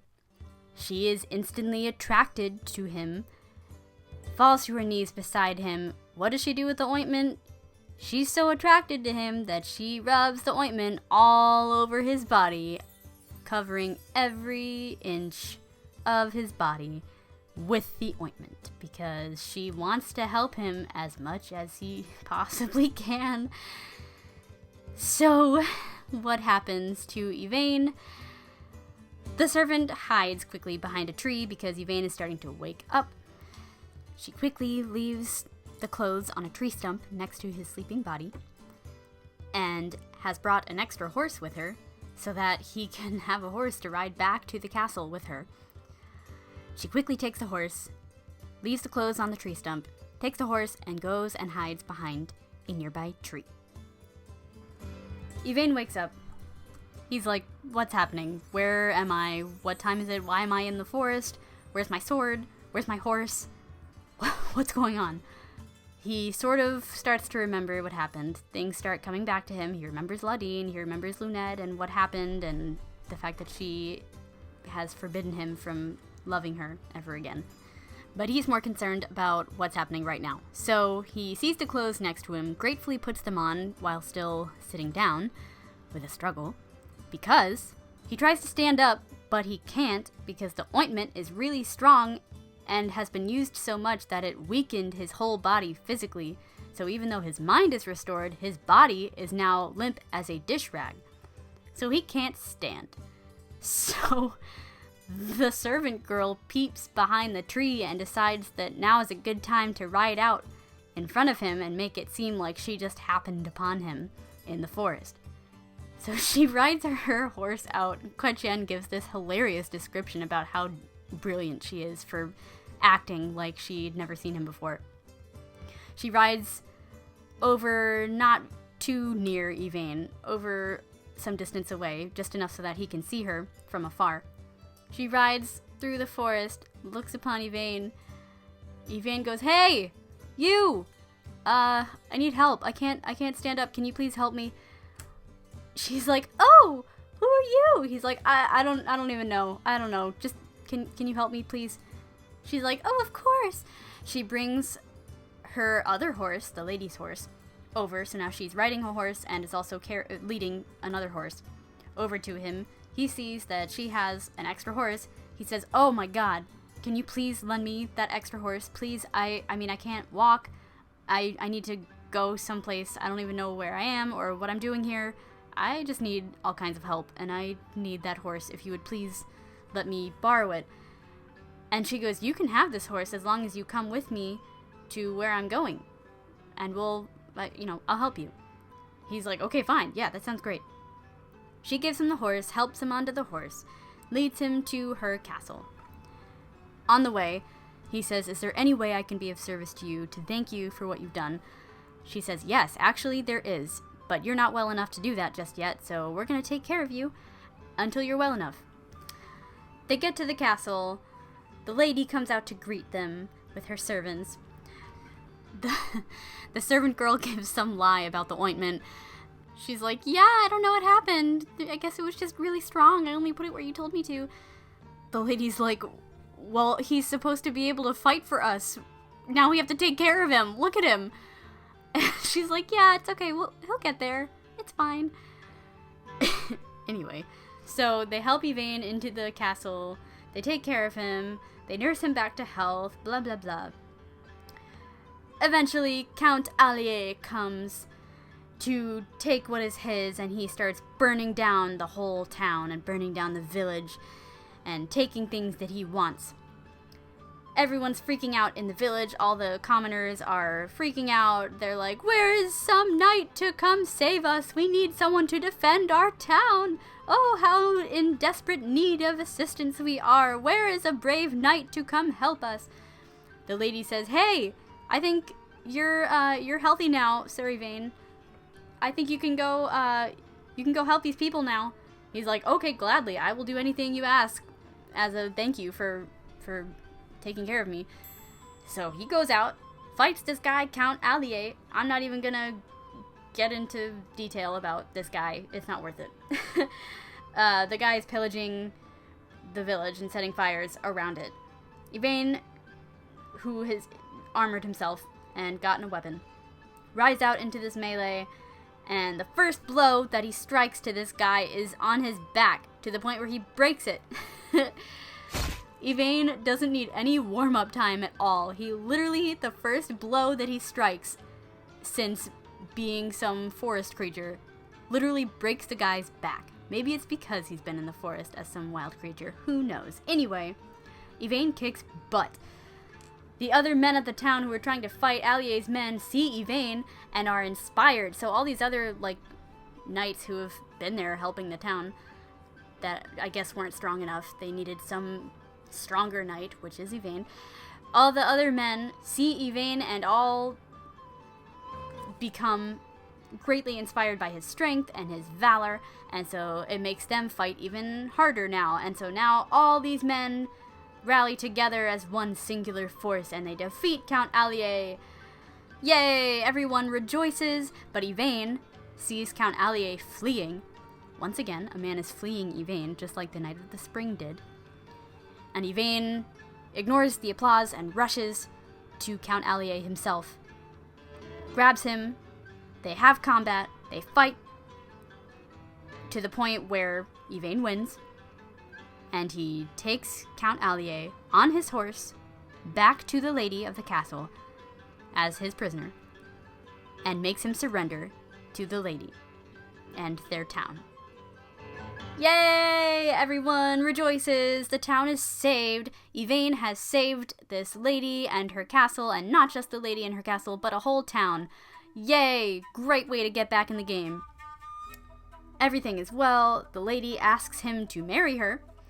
Says, please stay, I would love to be your wife. He says, I'm very much so taken, and I'm not in a place to be in a relationship right now. I'm so sorry, I cannot marry you.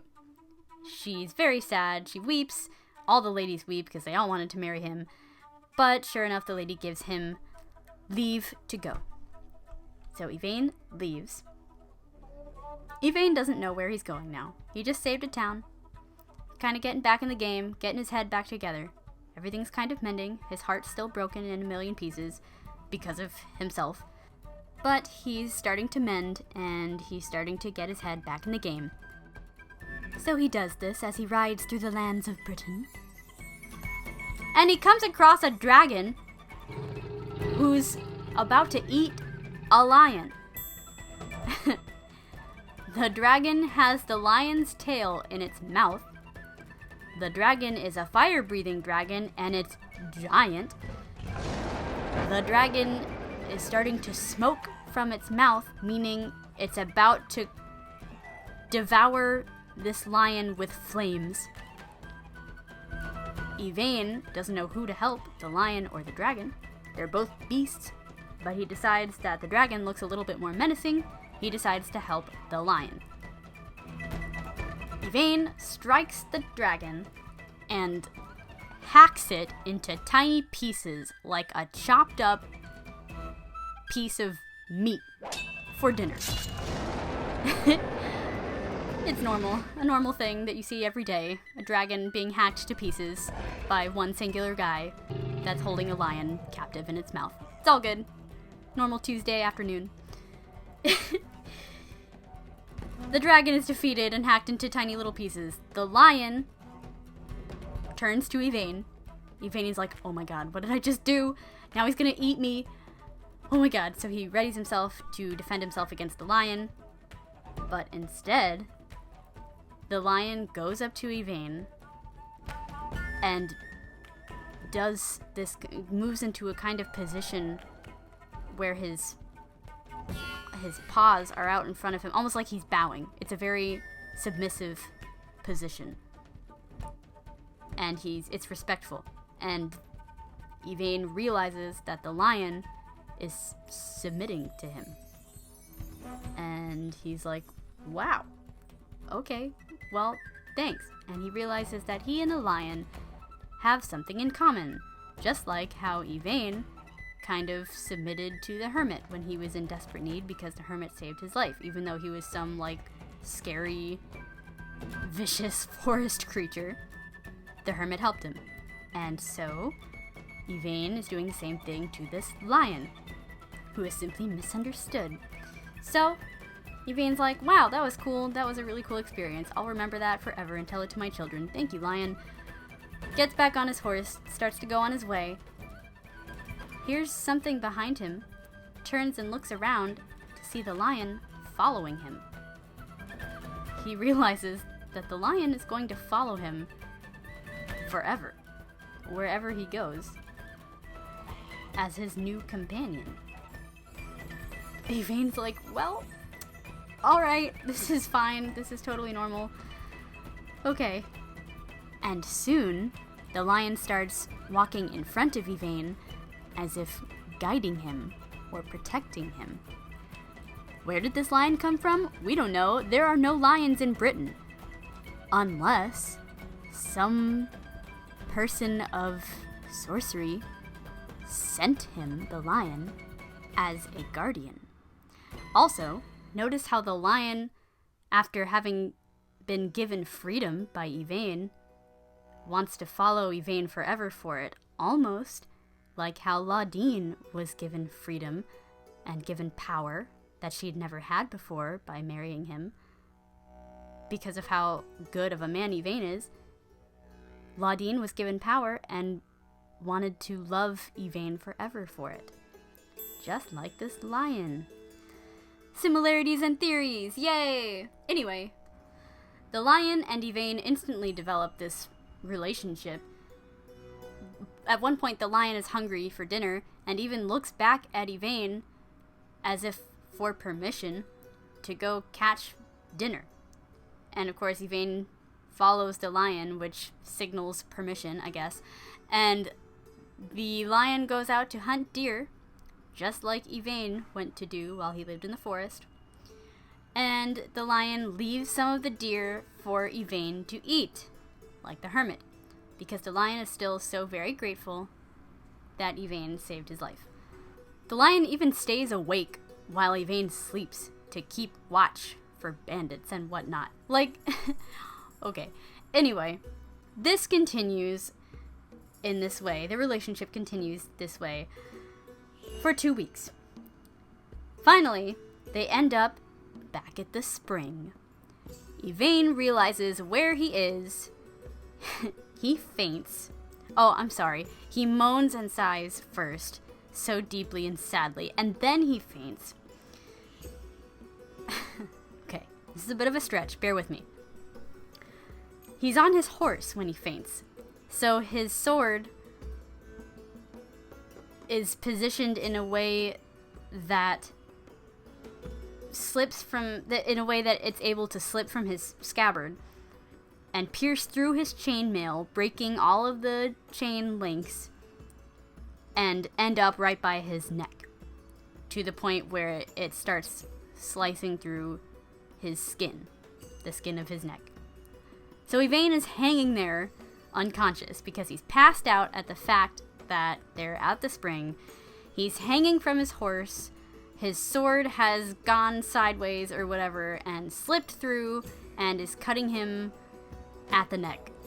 The lion sees this, thinks his master is dead, doesn't know what else to do, is so upset that his lord and master is dead that he decides to kill himself, because lions have thoughts of suicide. So he goes to a tree stump. First of all, he takes the sword to keep it from killing Yvain even further, slicing Yvain even further. Takes the sword, puts the sword on a tree stump, positions it so that it's set up against, it's leaning against another rock or something, so that it's stable enough to run him through in the chest when he starts running towards it. The lion thought all of this out. The lion steps back a few paces, gets ready to run straight forward towards the pointy edge of the blade so that it can pierce through his heart and kill him, because there's no point for him to be alive anymore because his lord and master is dead. He starts running, starts racing towards the sword. Yvain wakes up from his faint seconds later, sees the lion and goes, "Oh!" The lion hears the gasp, sees Yvain, and sees that his master is alive now, and stops instantly and doesn't kill himself. Because yay, his master's alive! Yvain then goes on this giant monologue that's like 2 pages long about how he should kill himself, because if this lion can do it, I should have done it about Laudine so long ago, blah blah blah. And then remembers that, you know, he wanted to punish himself more than suicide. So anyway, it's a whole monologue. It's ridiculous. There's a chapel by the spring that apparently was always there. Someone calls out from the chapel, "Oh God, who is there lamenting so bitterly?" It's a woman's voice. It's a very familiar woman's voice. Yvain says, "Who's that?" She says, "I am a lonely, poor prisoner in this chapel, in prison here. He goes, "Hush, foolish creature! You know nothing about suffering and pain." And she goes, "That's fine that you think that, but you're definitely wrong. I do, actually." And he says, "You have nothing as far as pain compared to me, because my lady doesn't love me anymore. I will never be loved again by someone so beautiful and virtuous and worthy and blah blah blah. I have the saddest life of anyone ever to live." And she goes, "Well, I mean, I'm gonna die tomorrow, so I don't know." And he goes, "Oh, wow, you win." And he goes over to the chapel and says, "What are you in there for?" And she said, "For treason, even though I didn't do it. Someone set me up and said that I had committed treason because of some idiot, and there's nothing I can do about it because no one's going to rescue me." And he goes, "I'll rescue you. What do you need?" She says, "I need someone to defend me against the seneschal, the town seneschal, who's the one who set me up for this thing that I didn't do, before I burn at the stake tomorrow." He goes, "Oh my god, well, I'll defend you." And thus begins the series of rescuing appointments that belong to Yvain. I like to call this whole section of the story Yvain's rescuing appointments, because he has all of these ladies that he has to save all in one day or a couple days, and it's a whole thing. So this is the first one. Well, no, the first one was that lady who needed to be defended from Count Allier.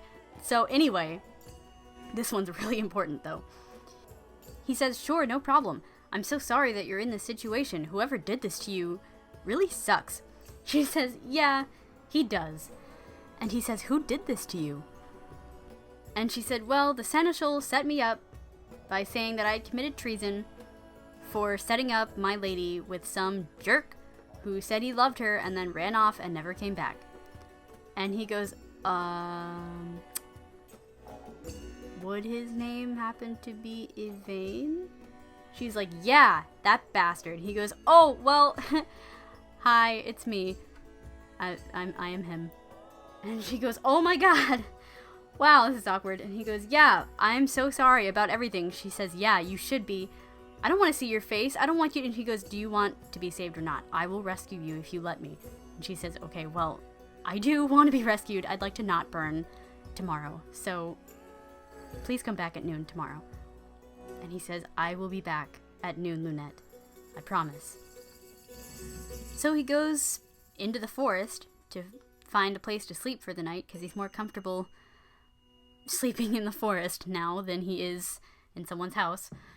However, on the way to the forest, he comes upon a baron's house, and someone has lowered the drawbridge for him to enter.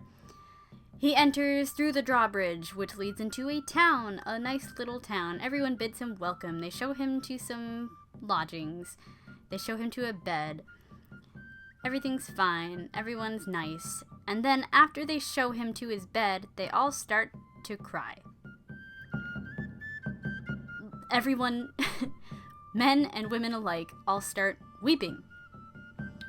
Yvain's like, is everyone okay? What's happening here?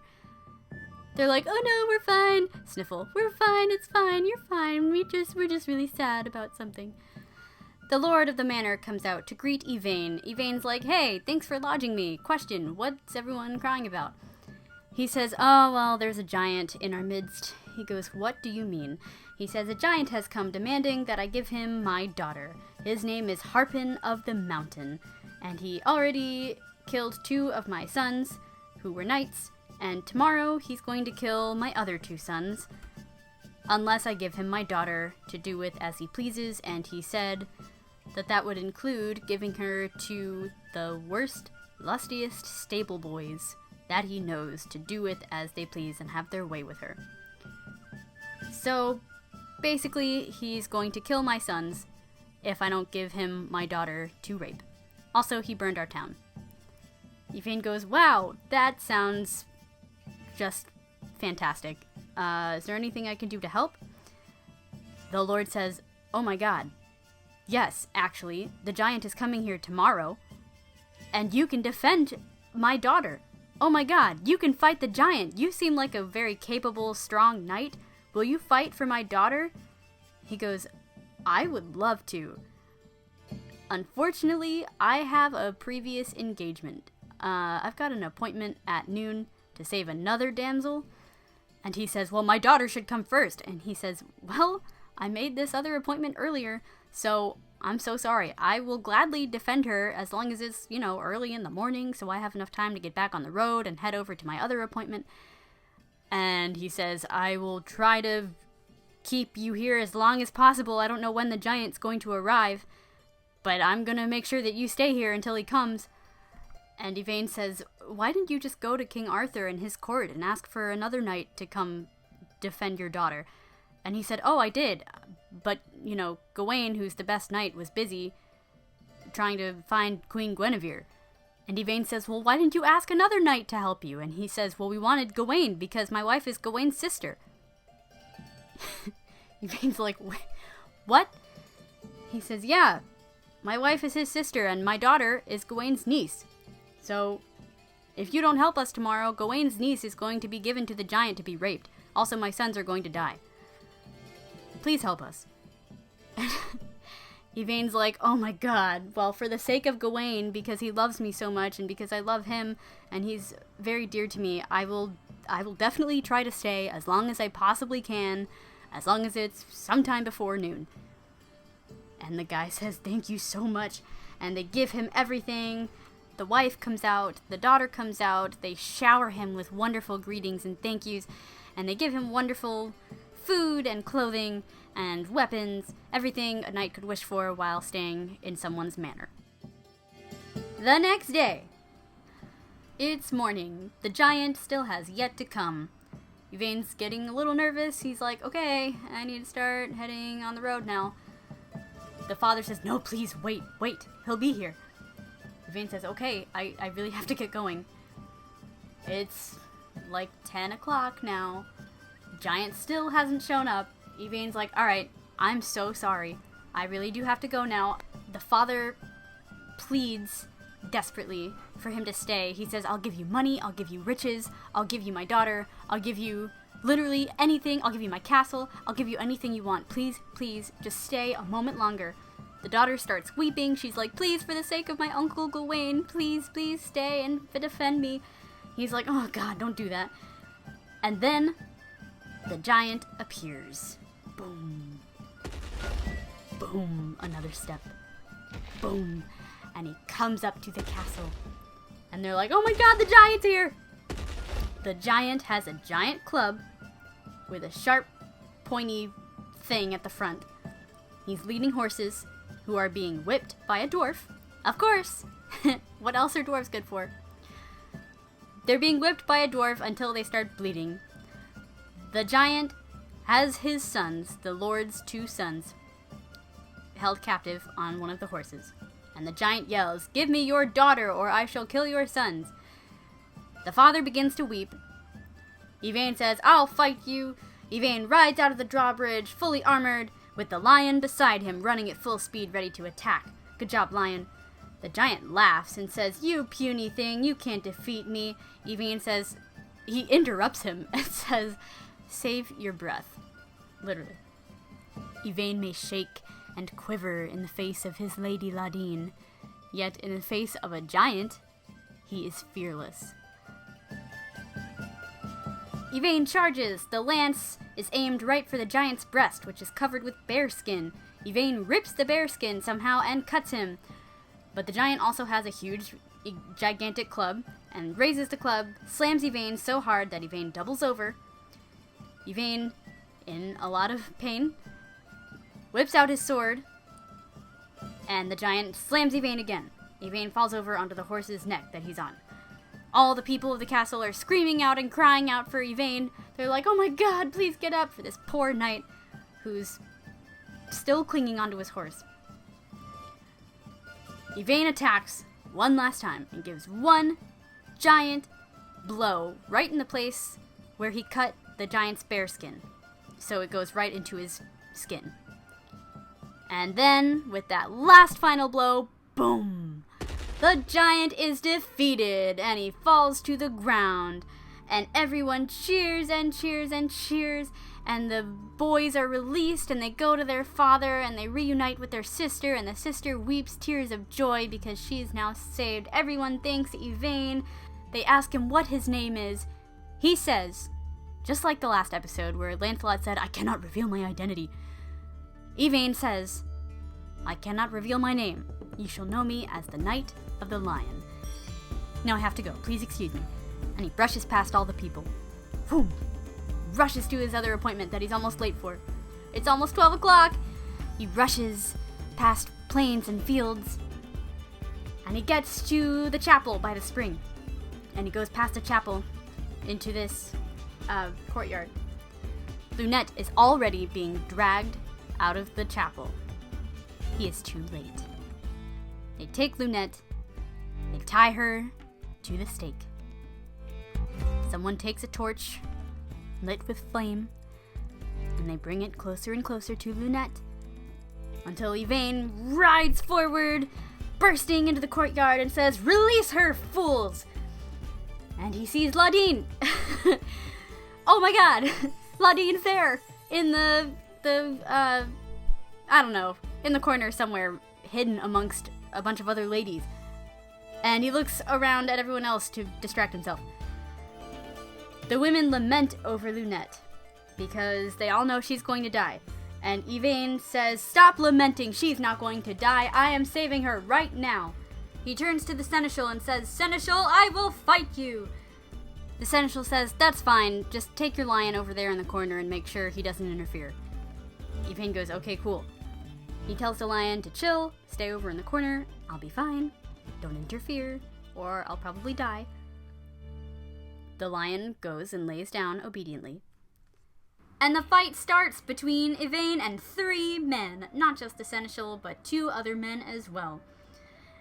And Yvain kicks butt. And the fight scene is actually really, really good. The descriptions are really good for Chrétien, for someone who's writing in the 1180s. It's very intense. I was out of breath reading it. Anyway, he fights the Seneschal. The Seneschal gets the upper hand, and the 2 other men begin to overpower him. The lion jumps up because he sees that Yvain is starting to kind of slack a little bit. The lion jumps up, runs to Yvain's aid. Yvain's like, "No, please don't help me. Go away, they're gonna kill you." The lion doesn't understand and helps anyway.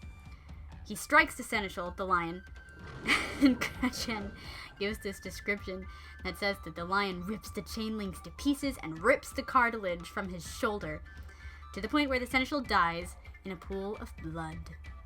Good job, lion. The lion starts to attack the others. Yvain keeps trying to tell him to go away. Him, her, we actually don't know what sex the lion is, but we're assuming he's a male for now. The lion keeps trying to help. Yvain tells him to go away, please. I can do this myself. But the lion helps anyway, and the 2 men strike the lion. They maim the lion hardcore. The lion falls down. Yvain lets out this giant howl, jumps up, filled with wrath, and attacks so hard that the other 2 men immediately, after like 60 seconds, plead for mercy, because they know they're just not gonna win with this guy anymore. Yvain gives them mercy. He and the lion are both injured, but the other 2 guys surrendered to Yvain, and therefore Yvain has won. Lunette is saved. They untie Lunette. All the crowd cheers like crazy, because most of the people in the crowd are friends of Lunette, because most of them are servants in the castle, so I'm sure they're all friends. Everyone's cheering for Lunette's safety and for the fact that she's not going to die. Everyone bursts into applause and cheer for this grand knight who has saved their friend, including Ladin, who doesn't, of course, recognize Yvain because he's in armor, and she actually has never seen him in armor, so she doesn't recognize who he is. But she applauds him and thanks him so much for saving her servant, whom she loves very much. Lunette and Ladin make up, and Ladin says, "Of course, I know you would never set me up with that jerk face Yvain on purpose. I know that you were just trying to do what was right. You were just trying to help me out and get me to marry someone, as is logical. So, you were in the right. It's not your fault that he went off and left me." And they make up. It's lovely. And still, no one knows that Yvain is in fact the savior of the day standing in front of them.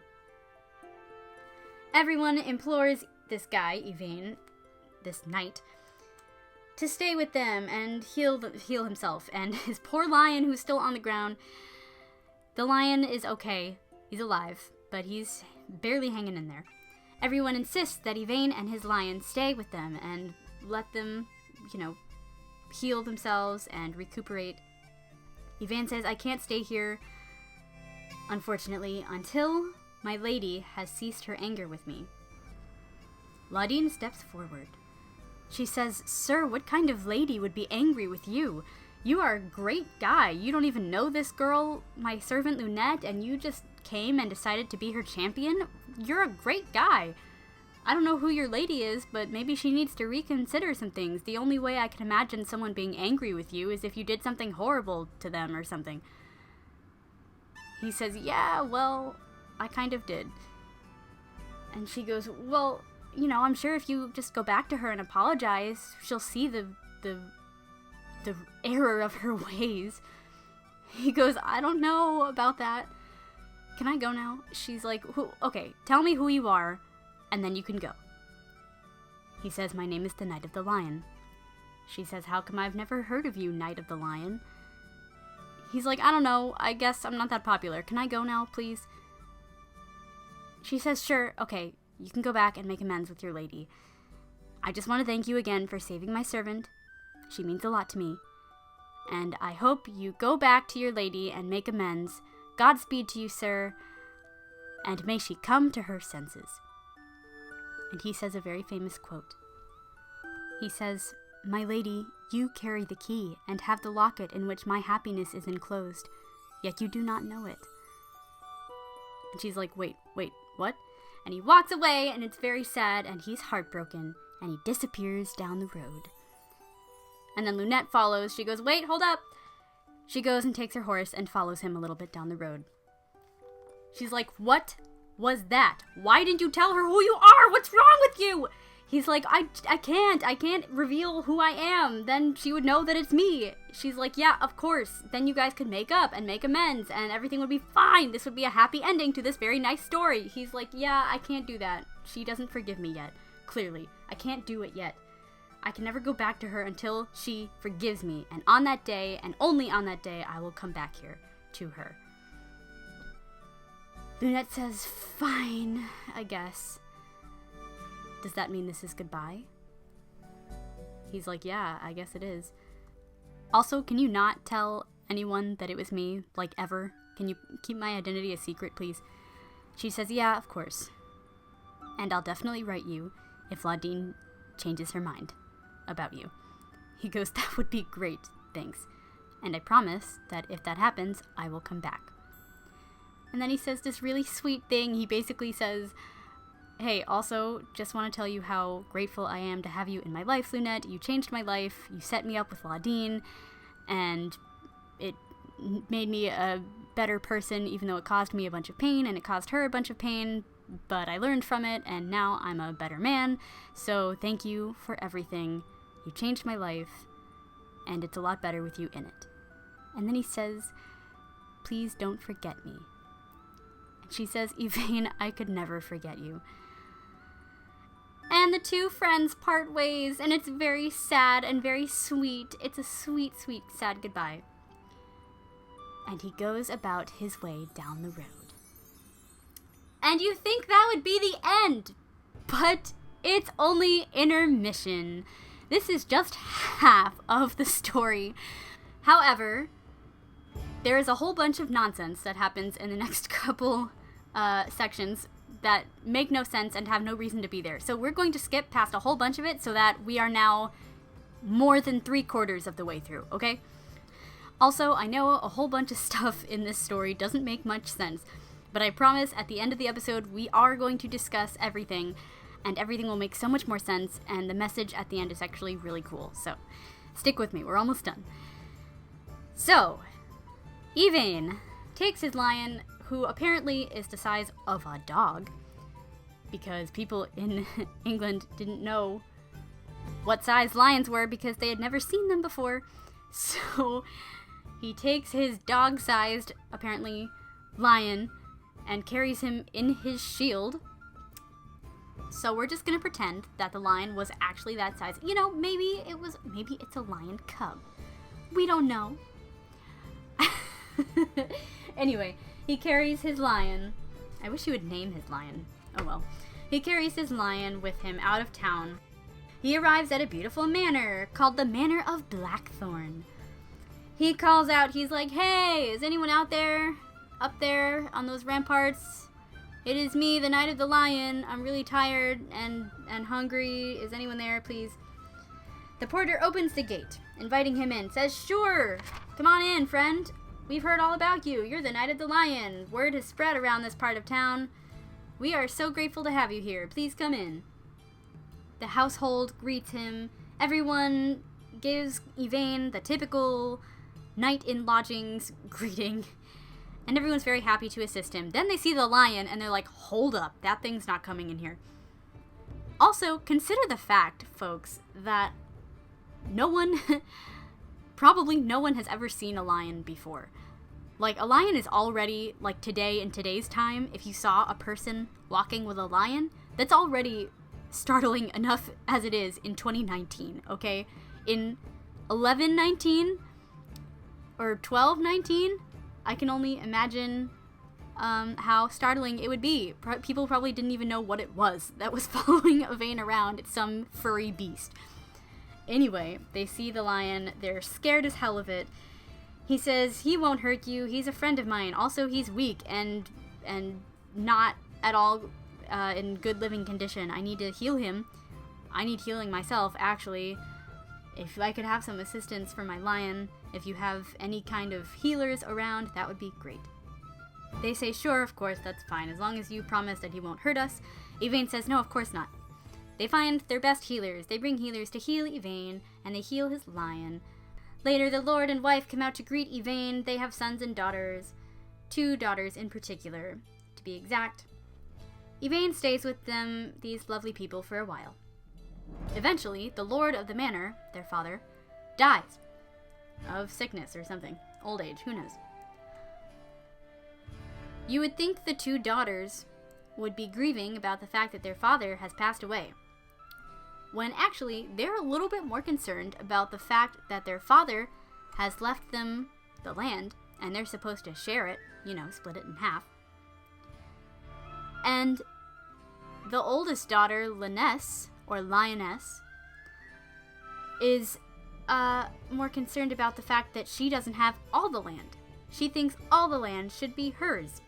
And her little sister, Lynette, not to be confused with Lunette, Blondine's servant.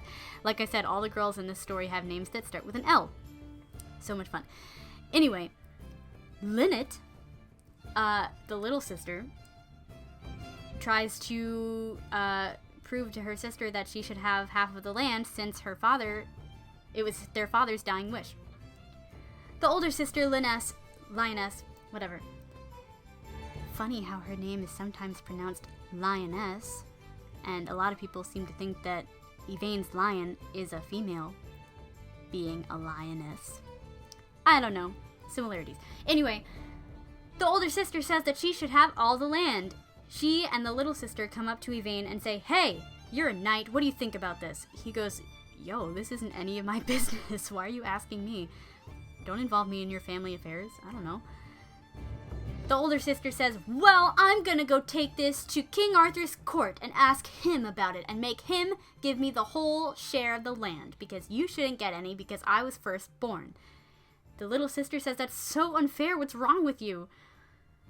The older sister pays no heed and goes to King Arthur's court to ask King Arthur to officially deem her all the land. Okay, now we're gonna take a quick, subplot twist here and take the focus off of Yvain for a second and zoom over to these two sisters. I promise it's very important. So pay attention. Okay, so this older daughter, Linnes, gets to King Arthur's court first before the little sister, unfortunately. This brat of an older sister storms into King Arthur's court, demands to have an audience with King Arthur. Arthur says, "Hi there, young maiden, how can I help?" She interrupts and says, "I should have full ownership of all of my land, and my father said that he would give me his land when he died. Well, guess what? My father died 2 days ago, and he's making me share my land with my stupid little sister, who shouldn't get any of it. Don't you think this is unfair, King Arthur? Are you gonna do something about this? You're the king of this land. You should tell my sister that all the land belongs to me." Arthur's like, "Wow. Well, hi to you too. I'm Arthur. Nice to meet you. I don't know. This sounds a little fishy. I think that your sister should have a share of the land. I mean, I think it's only fair." She goes, "No, it's not fair," blah, blah, blah, goes on this huge monologue. Demands that she has a champion from King Arthur's court to defend her. Arthur says, "Well, actually, you're in luck. We just got 2 of my best knights back in town from Logres." Guys, if you listened to the last episode, this is actually right after Lancelot has returned from being locked in the tower for his whole quest for Guinevere. Right after being locked in the tower and returns to Camelot to fight Melagant, and defeats Melagant, and everyone's happy, and Lancelot is reunited with everyone. This is right after that. 3 days, to be exact, actually. So, Arthur says, "Actually, yes, we just got Lancelot back, and we just got Gawain back. Everyone is back in Camelot, the best knights are here, so if you'd like a champion, go ahead and take your pick." She says, "I want Gawain! He's the best knight of Camelot. I will have no other champion. I know he can defeat whatever stupid champion my sister chooses." He's like, "Gawain, what do you have to say to this?" Gawain doesn't get a say. Linnes goes up to Gawain and says, "You're Gawain, right?" He's like, "Yeah, yes." She says, "You're gonna fight for me, like it or not." And thenceforth, Gawain becomes her champion. Linnet, the little sister, arrives in Camelot. She gets there like an hour after Linnes gets there, comes into the court of Camelot, sees her sister, says, "Oh God, why are you here before me?" The sister says, "Yeah, I am here before you, and I have Sir Gawain to be my champion, so what are you going to do about it? You're going to get some lesser knight to be your champion, and my champion's going to win, and I'm going to get all the land, so there's no point in even trying to get someone to fight him, because he's the best." Linnet says, "King Arthur, can you do anything, please?" He says, "Yeah, you just have to pick a champion. Pick someone to fight Gawain." And everyone starts talking about the Knight of the Lion. Word has even gotten back to Camelot about the Knight of the Lion. No one, of course, knows that it's Yvain, but they know of this great knight who's done all these amazing things, fought a giant, saved a town, freed a lion from a dragon's mouth, all this really cool stuff. He's a cool guy. You should go find him. She goes, "Oh my God, he's staying at my house. I have to go back home." She rides to go find him. But Yvain has already left. She gets word, Linnet gets word back from Camelot that Arthur has given her 40 days to find a champion. So, she has 40 days to find Yvain. Linnet goes on this giant search to find him. She travels across the land. She goes through all of these towns, all of these villages, all of these barren lands, alone on the road. It's a scary thing for a woman to do back then, but she does it for the sake of her land. She will not stand by and let her bully of a sister take what is rightfully hers. So she goes on this quest to find Yvain. On the road, she gets sick because it starts raining really hard. Maybe someone disturbed the spring. Just kidding. I don't know. Anyway, she falls sick on the road because she gets a cold. She comes across this manor, who happens to be a family friend's home. they're like, hey, it's Lynette. She goes, hey guys, can I stay with you? I'm sick, and I'm trying to find this guy. I only have, 20-something days left to find him, and I have to find him right now because otherwise my lands will be taken, but I'm too sick to keep searching. Can I stay here and rest, please, for a little bit, and then continue my search? And they say, stay here for as long as you want. She stays at this family friend's home, and her cousin or whatever, some maiden, I think it's her cousin, goes out on the road for her to continue where she left off on her search for Yvain. I don't know her name. Chrétien doesn't even give her a name. She's some maiden. Lynette's cousin. Who knows? Anyway, whatever. This girl goes on this big quest to find Yvain. Now the spotlight's on this girl. So we're going to skip past so much of this because Chrétien goes on forever about this girl. So, anyway, she goes on this giant quest to find Yvain. She eventually comes to the house of Gawain's niece, the one where Yvain fought the giant, right? This girl gets there. She says, hey, I'm looking for the Knight of the Lion. The guy says, we know the Knight of the Lion. He just defeated this giant for us just a couple days ago. Look in our courtyard in the back. The giant's body's still there. We don't know what to do with it because it's really freaking heavy, and we don't have enough people to carry it out and do something with it. So, anyway, if you want to take a look at it, be my guest. Also, you can stay with us.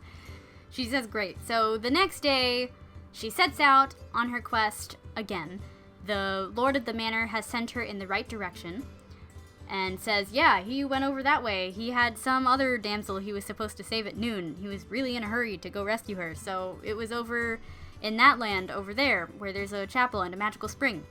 She says, thank you. She goes over to that land. She gets there, finds the spring, finds the chapel that Lunette was held captive in, and finds the castle of Ladin, and sees Lunette. She goes up to Lunette, says, hey, I'm trying to find the Knight of the Lion. I heard that you might know where he is. She's like, oh, Yvain, how's he doing? Is he okay? Is he getting his shit together? The girl's like, I don't have time for this. I need to know where he is. Lunette says, he just saved my life a couple days ago, not too long ago, and he went that way. So if you follow that road, you should reach him in time. He shouldn't be too far ahead. She says, thank you so much. She flies her horse forward after Yvain on the road, and sure enough, comes to find Yvain on the road, tending to his lion. She says, oh, Knight of the Lion, thank God I found you at last. He goes, wow, a maiden was looking for me? That's pretty cool. What's up? She says, I need you for Lynette, however you want to pronounce it. He says, what's wrong with her? She says, you need to be her champion because she had this disagreement with her sister. He goes, yeah, I know, I was there. It was ridiculous. She says, yeah, well, the older sister has a champion and is going to fight someone for her sister's land. So you need to be the other champion to fight the other guy so that the little sister can have her rightful share of the land. Yvain says, that sounds great. I will gladly do this for her. She helped me when I needed healing and my lion needed healing and gave us everything we needed, so I will repay her by doing this. Absolutely. She says, great, let's go right now. She doesn't have much longer. Also, she's sick, so we have to go over to her cousin's house to find her and pick her up and bring her back to her manor. He goes, okay, that sounds fine. They go on the road to go back to Lynette so that they can meet this other champion that's going to fight Yvain, who is secretly Gawain that Yvain doesn't know about yet. They go on the road, and they come to this town called the Town of Dire Adventure. This is a very famous passage, ladies and gentlemen, of Chrétien's work. So we're not going to skip over it entirely. We're going to work our way through it real quick so we can get back to the battle. Anyway, they get to the Town of Dire Adventure. Usually, when Yvain goes to stay someplace in some town, in some manor, everyone gives him the warmest welcomings. It's always very nice. Everyone does everything they can to make him feel warm and comfortable. This is the same as any knight who goes on a quest when they need to stay somewhere in someone's lodgings. However, Yvain gets to this Town of Dire Adventure, and as soon as he rides through the gates, everyone starts shouting at him, and they say, "Beware! Beware! Turn back around, this is not the town for you." Yvain's like, what on earth? Okay, anyway, we're gonna keep riding. The maiden's like, oh my god, what's happening? She follows Yvain. Yvain keeps riding into the town. People become even colder and meaner and darker with the things that they say. They say, you better turn around right now or you will be damned in hell. You are ridiculous and stupid and foolish to keep riding into this town. Your soul will be tortured for all time. Yvain's like, okay, this is getting a little much. What's going on in this town? Then people start crying because Yvain keeps riding and they're so sad for him and what's about to happen to him. The maiden's like, can we not stay here, please? Can we find another town to stay in? Yvain's like, no, we need a town to stay in. We need someplace to stay tonight, and this is the only place for miles and miles. I know what I'm doing, just follow me. Finally, some porter calls him aside to enter this grand manor. They enter the manor at the edge of this town. It's a beautiful manor with a giant hall. It's gorgeous, it's beautiful, it's brand new. And before the manor, part of the walkway to this manor includes a meadow. And in the meadow is a big, giant tent filled with 300 ladies who are all sewing. Yvain looks at them, and most of them are covered up because the tent is made with crappy material and only covers part of them, so he can see through the cracks, I guess. Sees the maidens and sees how completely beat up they are, how disheveled and poor and tired looking they all are. 300 of them, all sewing. It says, before it was a meadow enclosed with huge round pointed staves, and peering between the staves, he could make out up to 300 maidens, doing various kinds of needlework. Each one sewed as best she could with threads of gold and silk, but they were so poor that many among them wore their hair loose and went ungirded. Their dresses were worn through at the breasts and elbows, and their shifts were filthy at the collar. Their necks were gaunt, and their faces pale from the hunger and deprivation they had known. He observed them, and as they caught sight of him, they lowered their heads and wept. For a long while they remained there without doing anything, because they felt so miserable that they could not raise their eyes from the ground. Yvain goes over to the porter, and the porter thinks he's trying to leave and says, "There's no use escaping now. You're trapped here." Yvain says, "No, I just want to ask you about these 300 maidens that are sewing in the meadow." He's like, "Well, I can't tell you about that. Sorry. Please go into the manor if you're going to be our guest. The lord of the manor is waiting for you." Yvain says, "Well, if you're not going to tell me about them, I'm going to ask them myself." Excuse me. Goes over to the tent, says, "Ladies, could someone please explain to me why there are 300 of you sitting around sewing, looking so very miserable? This is such a sad sight to see. How I wish you were happy." The ladies all freak out. They're like, "Oh my goodness, it's a man!" It's a whole thing. One of the ladies says, "I can't tell you, it's too sad a tale." Yvain says, "Please tell me. This is not something you see every day. Please explain." The lady says, "You shouldn't be here because of what's about to happen to you, but I will explain." And she says that they all came from an island called the Isle of Maidens. Big surprise. The king of the Isle of Maidens, who was on his deathbed, fought with some guy in combat over his throne. The town was then inhabited by 2 sons of the devil who were 2 demons. The king's opponent wanted to be rid of all the maidens on the land, and since he was going to be heir to the throne if he defeated the king after the king died, he wanted to get rid of all the maidens. So the king said, if it will save my life, and you will not kill me, and I can live a little bit longer, I promise every year to send 30 maidens over to that manor to sew. He says that's fine, and he releases the king, and that is the deal. So, thenceforth, every year, 30 maidens from the Isle of Maidens were sent over to this random manor in the town of Dire Adventure, where they are sent to be prisoners and sew for the rest of their lives.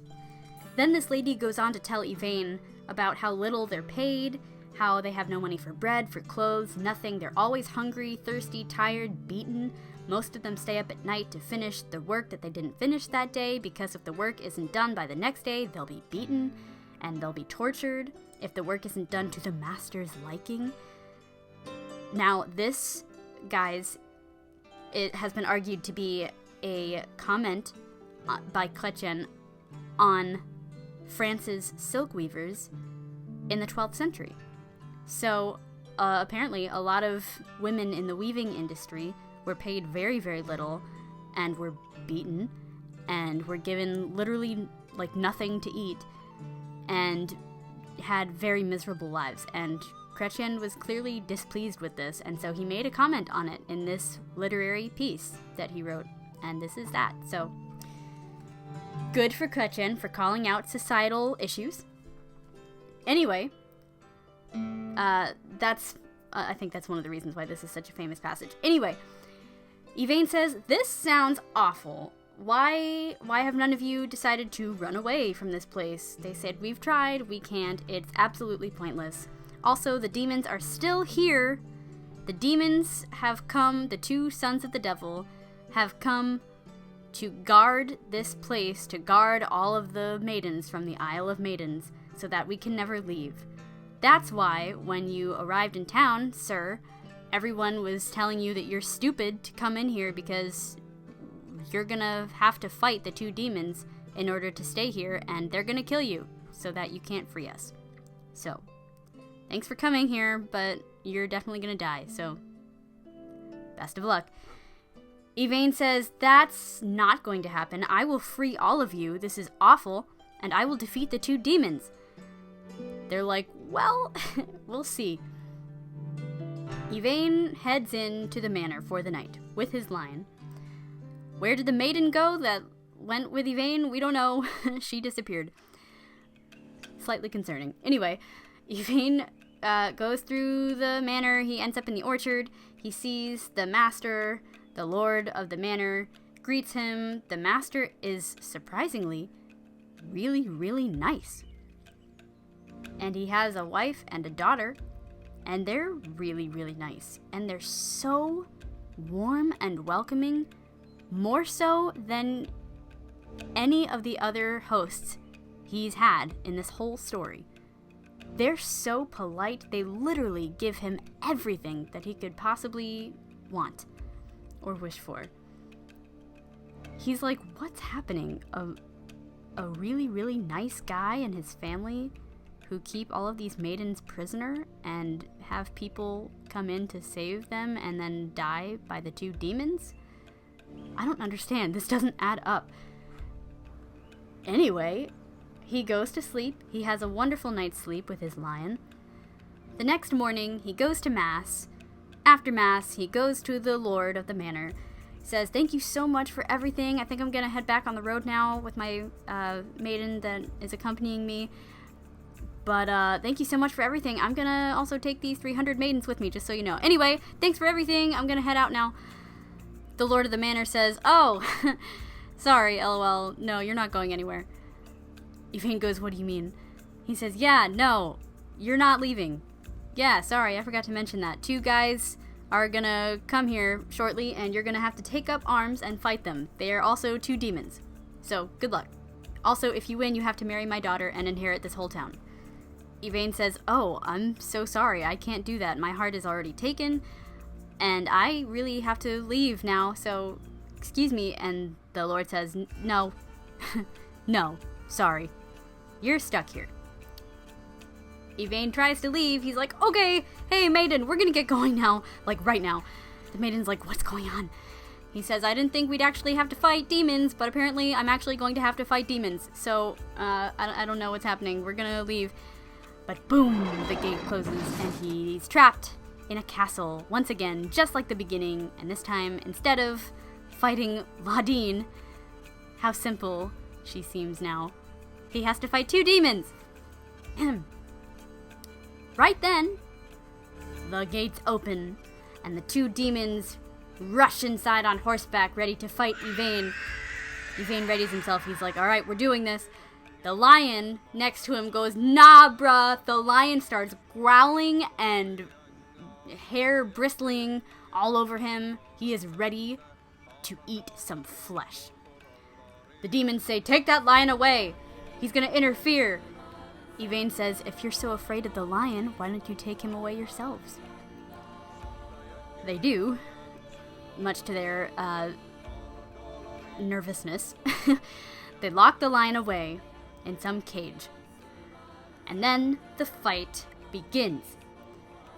Yvain fights 2 scary demons. The demons are hardly scratched. Yvain is losing by a long shot. It's very easy because there are 2 of them and they're demons, so they have super demon powers. They start overpowering Yvain with their demon powers. Yvain's like, well, this is not going the way I thought it would. Oh my god. The lion sees this from the cage, tries so desperately to escape the cage, but he can't. Yvain still continues to lose. The demons start overpowering him like crazy. It's not looking very good. The maiden is going, oh my god, what's gonna happen? No, I'm gonna lose the champion for my cousin. Yvain is just about to hit the deathbed. He's getting beaten by these demons. Boom. Boom. He's getting the crap knocked out of him.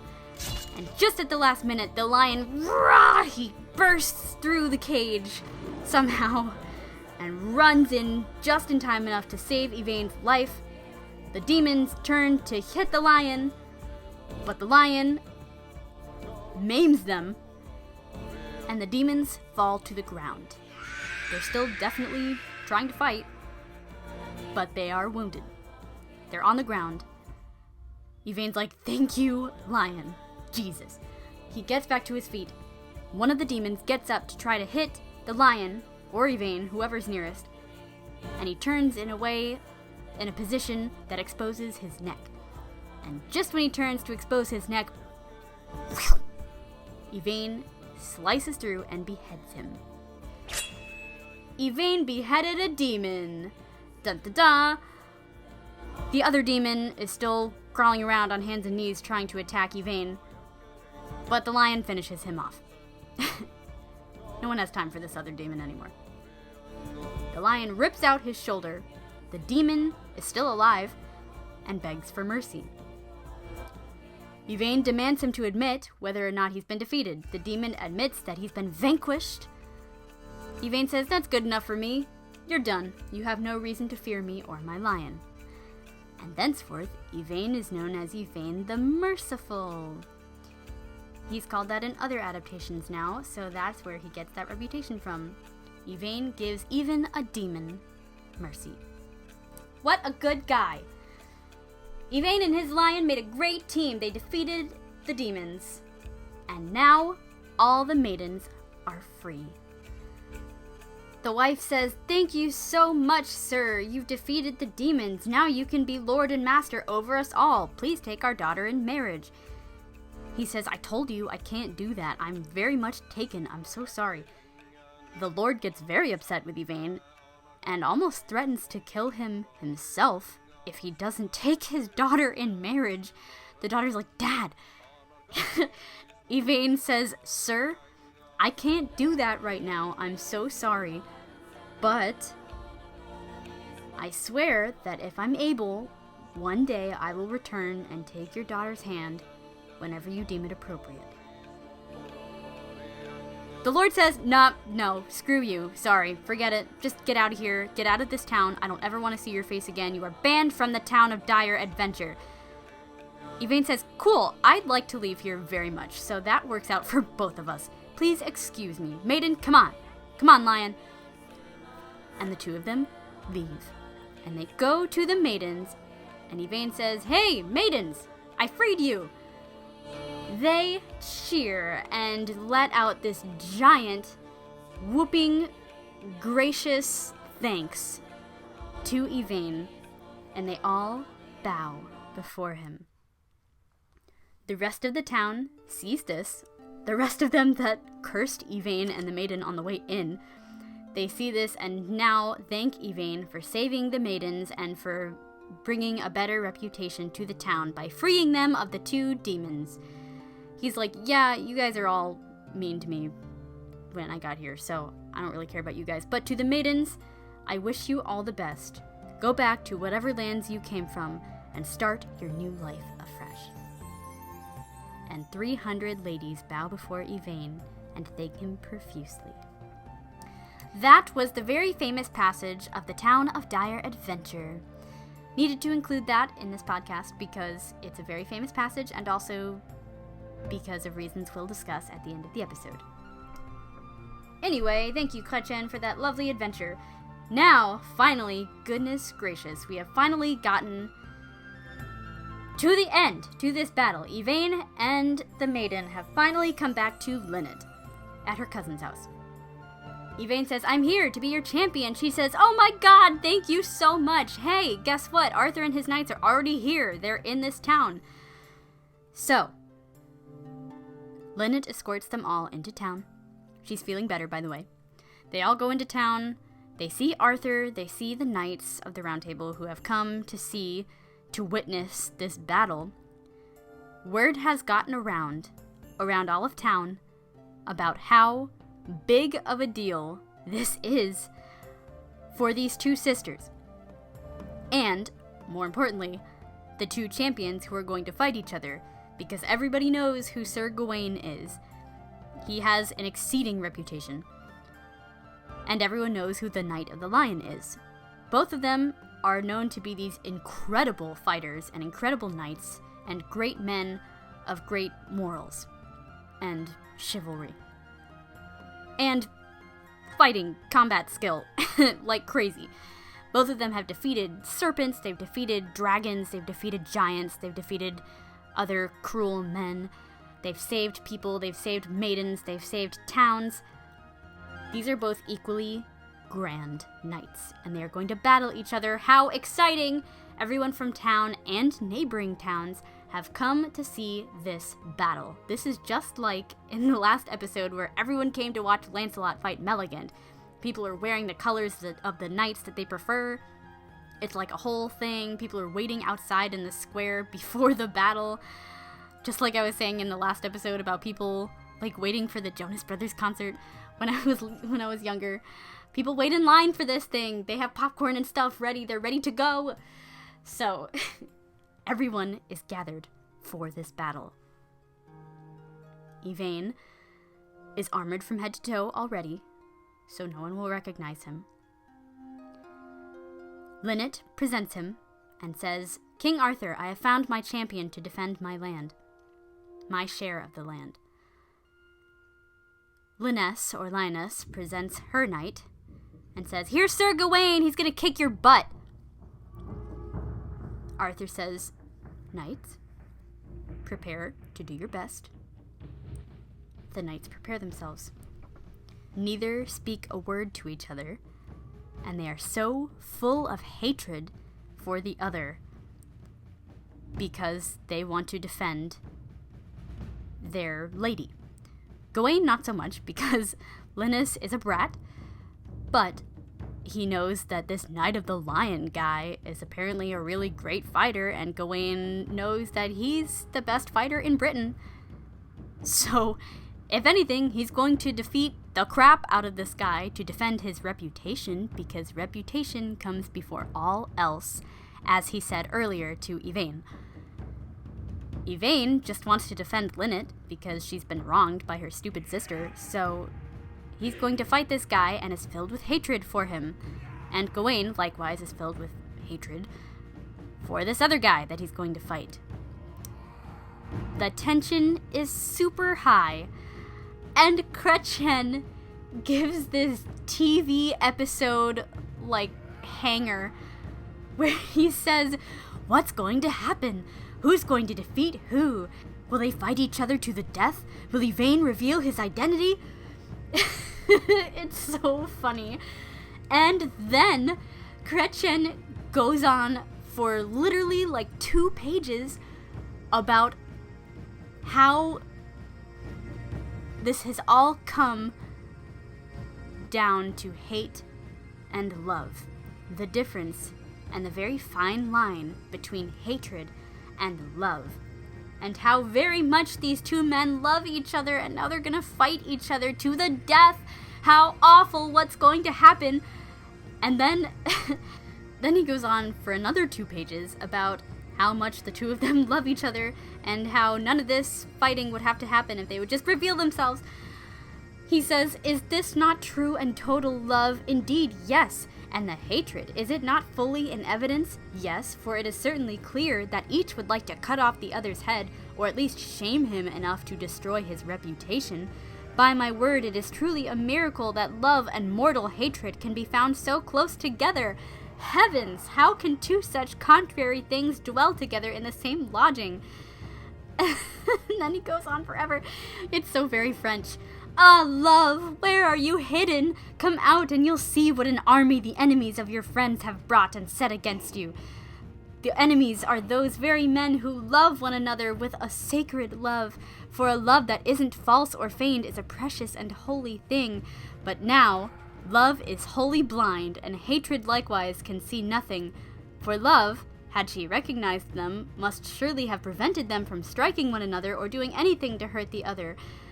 Therefore, love is blind, vanquished, and confused." Iconic Chrétien literature. So Yvain and Gawain begin their fight! Dun, dun, dun! I'm way too excited about this. The 2 of them fight together. They are so badass. They slam each other, they strike each other, they almost behead each other like a million times. They're both so good and so skilled that they beat each other up literally to the point where neither of them can stand. This goes on all day. They fight all day, from morning to sunset. Okay, well, maybe not sunset. It's like late afternoon. Late afternoon. The sun is beginning its descent in the sky.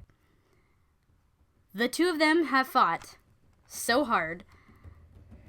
And also Chrétien gives these amazing descriptions, which we're not going to get totally into, but he says that warm blood bubbles out from their haberhacks, and there's striking and suffering and struggling and slicing and slamming. It's very exciting to read. Finally, late afternoon, they are both so tired and wounded that they stop to rest and catch their breath.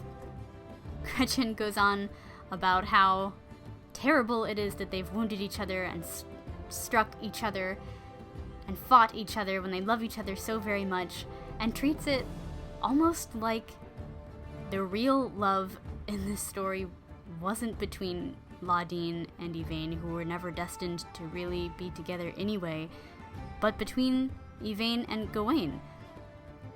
It's very interesting. Anyway, we'll discuss that later.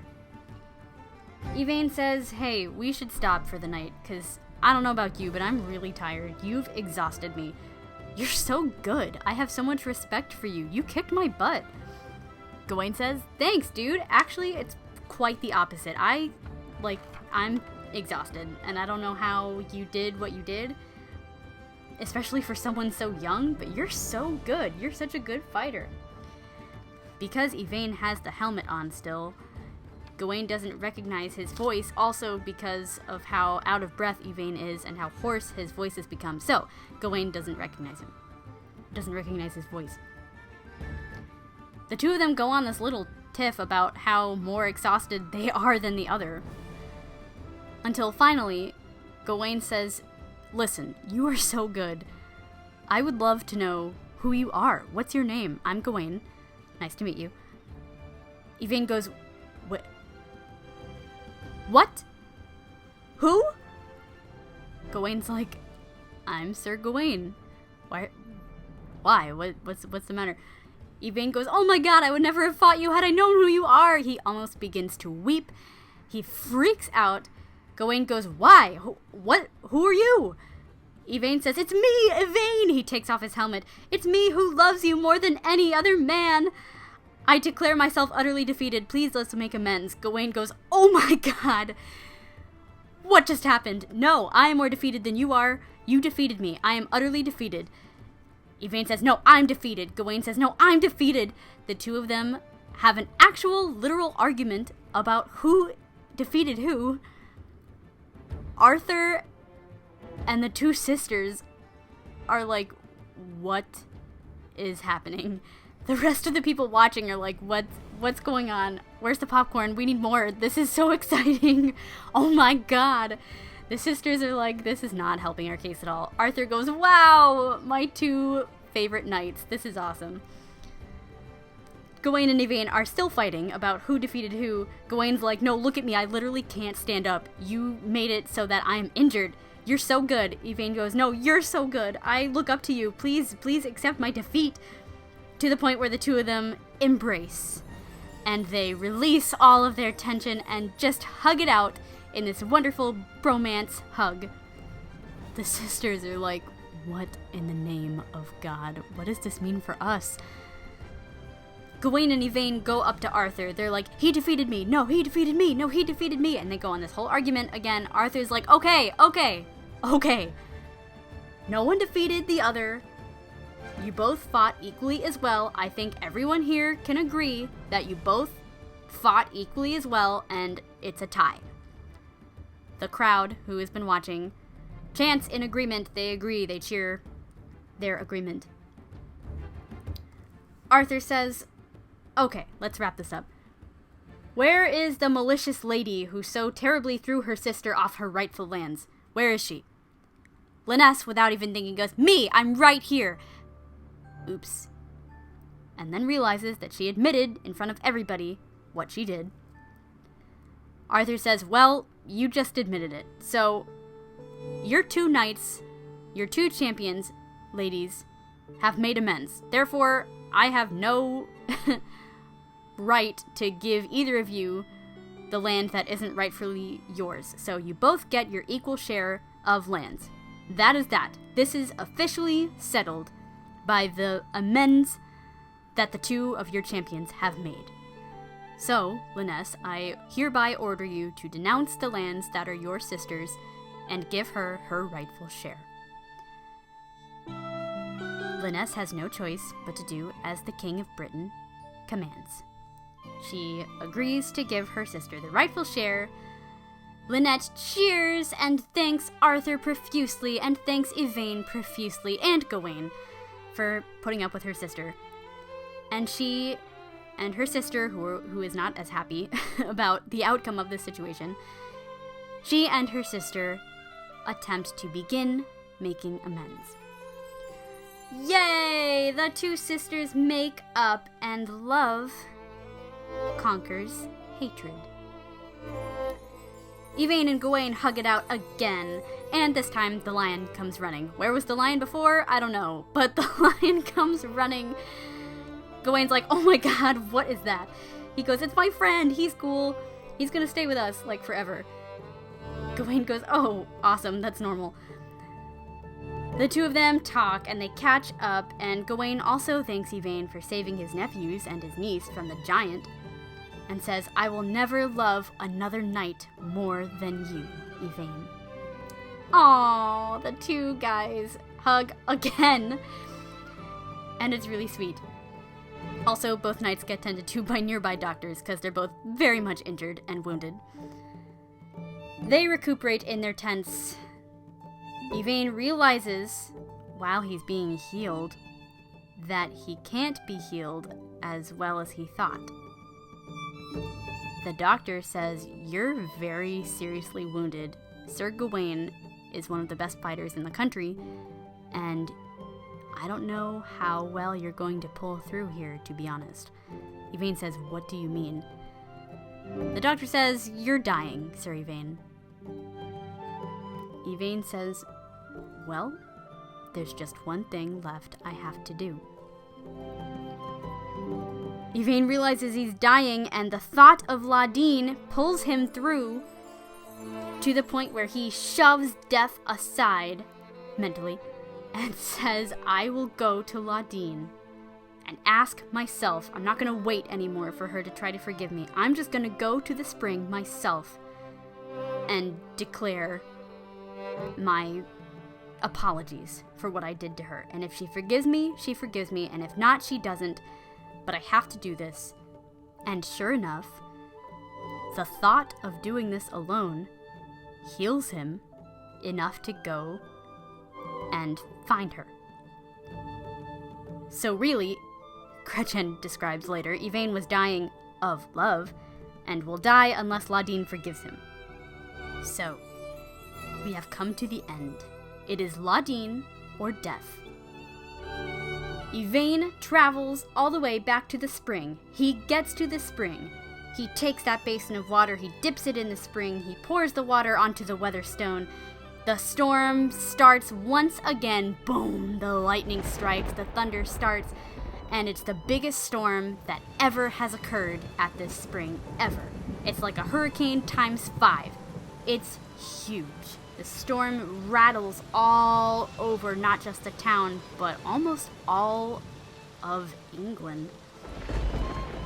The knights in the town are all too afraid to go out and defend the spring, because now the Knight of the Spring is gone, and Ladin hasn't remarried since Yvain left, so there is no Knight of the Spring. Ladin is in her manor, seeing what's happening, going, oh my god, someone disturbed the Knight of the Spring, I have no one to defend me.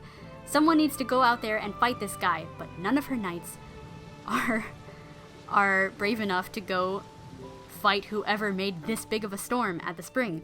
Lunette comes into the room. She says, Ladin, you have to do something now. Ladin says, well, tell me what to do. Instruct me. Lunette says, you don't need to be instructed. You can instruct yourself. Ladin thinks about this, and Lunette says, okay, I don't have time to watch you think to yourself. I have to go do something myself. God, I have to take care of everything around here. She goes out to the spring. In the midst of the storm, she sees Yvain. She says, what are you doing here? He says, I have to talk to Ladin, he says, shouting over the storm. Otherwise, I will die. She says, oh my god. What do you mean? He says, I'm dying. I need to speak to Ladin and beg her forgiveness. She says, oh my god. Okay, stay here. She runs back into the manor. She gets inside. She says, Ladin, it's Yvain. You need to talk to him. He is disheartened, and he is the cause of this storm. Just like the storm in both of your hearts. Go out there and forgive him. She says, well, I don't want to, because he's a jerk, and he left me, and what if he leaves me again? She says, I don't know, find it in your heart and instruct yourself, lady. Make a choice. And Ladin realizes that she can instruct herself, and she does. She listens to her heart and says, very well, go out and bring him to me, and I will talk to him myself. Lunette goes, yes! She goes out into the storm. She sees Yvain. She says, hey, Ladin will be your lady again. She's going to talk to you herself and forgive you. Yvain runs to Lunette. He kisses her eyes and face. He says, I will never be able to repay you for this as long as I live. She says, I haven't repaid you for saving my life yet back there. He says, well, this has repaid me. Thank you, Lunette. God, I love you. Oh my god. And she goes, okay, we can hug it out later. Go to Ladin. Hurry up, because the storm is getting really bad. He runs inside. He arrives in front of Ladin. Once again, he's speechless. Nothing has changed. He falls to his knees. He still doesn't say anything. Once again, Lunette becomes the parent to both of them. She says, Yvain, say something. And she also goes over to Ladin and says, you can say something too, lady. You have the power. Use it. Ladin says, rise. Yvain rises. She says, okay, Yvain, now is the time to say something. Please speak. Yvain asks her forgiveness. He says, I know I was wrong. I am so sorry. I have paid for my sins, and I was glad to pay them in ways that I can't explain to you. And I promise I will never hurt you again. She says, well, I will use the power that you once gave me the first time that we met to bring forth my mercy that I have kept so deeply hidden inside, and bring it out now and be merciful towards you, because I still love you more than I can ever explain. I have loved you even though you left me and forgot about me, but I forgive you because I love you and will always love you. And he weeps and says, I will always love you, and I will never leave your side again. Do you understand me? She says, I understand. Oh my God, please come here. And the two of them have a lovely reunion, and they kiss and hug and make up, and it's beautiful, beautiful, happily ever after ending. Oh my God, the tears flow. It's gorgeous. And Lunette, the story ends with Lunette, who stands there with a grin across her face because the storm stops and the sun comes out. And Lunette stands there very happy that finally, after all this mayhem, the plan that she had originally constructed to make her lady happy and to make the town, her town and her people happy, has finally worked. After all this time, her plan finally came to pass, and the two of them, Yvain and Ladine, lived happily ever after. And Chrétien gives my favorite quote of all time, which is the very last line of this story. It says, thus Chrétien brings to a close his romance of the Knight with the Lion. I've not heard any more about it, and you'll never hear anything more unless one adds lies to it.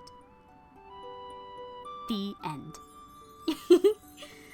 Yay! Oh my God, we finished in 3 hours, ladies and gentlemen. Woo! That is a very, very long story, but we got through it, and guess what? There's a whole lot of cool stuff to analyze here. So let's do that real quick and make sense of all of this jumbo that makes up this crazy-ass story about a knight and a lion and a crazy lady. Okay. So for questions, I think we can start with some unanswered questions that we're left with at the end of the story. There's only a couple of them, but one is what happens with the spring in the end. The whole point was that, Arthur wanted to find someone to stop this spring from causing such terrible storms so there wouldn't have to be a Knight of the Spring to defend the spring.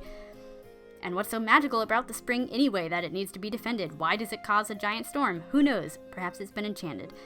I mean, clearly it's been enchanted, but what happens with the spring in the end? And does Yvain remain the Knight of the Spring? I think that Arthur is simply satisfied with Yvain being the Knight of the Spring, knowing Yvain will keep anyone from actually disturbing it anymore somehow, so that it won't cause a giant storm from here on out. Yvain somehow, I just like to think, will somehow find a way to keep the spring from being disturbed and keep a storm from starting, even if someone did disturb the spring. Maybe do something about the Weatherstone, maybe find Morgan the Wise, Arthur's half-sister, who might still be living in Camelot. Who knows, maybe he'll go on a quest to find her and ask her to put an end to this storm business with this spring. I don't know. But yes, the answer is Yvain does become the Knight of the Spring indefinitely, as well as the Knight of the Lion, of course, and he will keep the spring from being disturbed too terribly. Another question that we're kind of left with is why Yvain went through all of those rescuing appointments. What was the point of that whole section of fighting the giant and then having to go fight the seneschal at Ladine's court to save Lunette from being burned at the stake? I mean, it's good for having the stakes rise in the story, because you don't know if Lunette's going to be saved or not, because he's busy with this other appointment saving this other damsel, Gawain's niece. However, I also think the purpose of that is for showing loyalty. Loyalty is what I believe to be the main theme in this story. So that brings me to themes. Loyalty runs a course throughout this entire story in ways that you might not even have realized. I didn't realize it until I thought about it. The obvious one is Yvain's loyalty to Ladin, right, of course.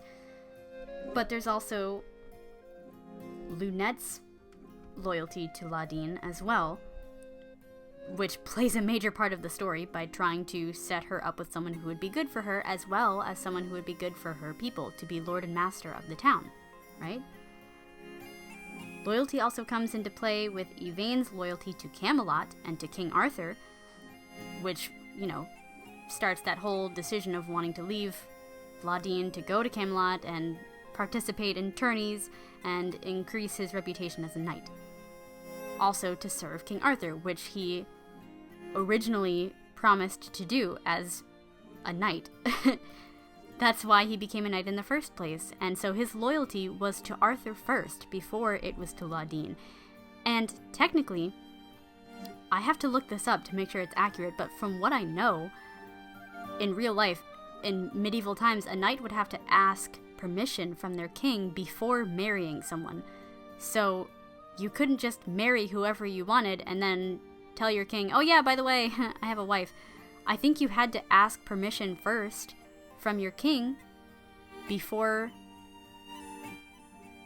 gaining a spouse, or even before courting anyone. I'll have to look that up, but I'm pretty sure there were some ropes you had to jump through first before settling yourself down with a woman, because you still have to serve your king. That's where your loyalty lies, and that's where Yvain's loyalty lay when he first met Ladin, and even though he was madly in love with her, he still knew that his loyalty was to King Arthur and the crown first. So, even though it was very wrong to leave a woman who he wed 2 weeks before and forget about her completely, it still made sense for him to want to leave to participate in tourneys, as he was expected to do as a knight to begin with. Yvain's loyalty to the hermit is a whole other thing, which parallels to the lion's loyalty to Yvain. Right? We talked about that earlier. The two of them relied on the other for survival, mostly because Yvain, without the hermit, Yvain would have been dead in the woods with nothing to eat and no actual nutrition. And the lion, likewise, would have been dead because the dragon would have killed him. So their loyalty lay with the person who saved them.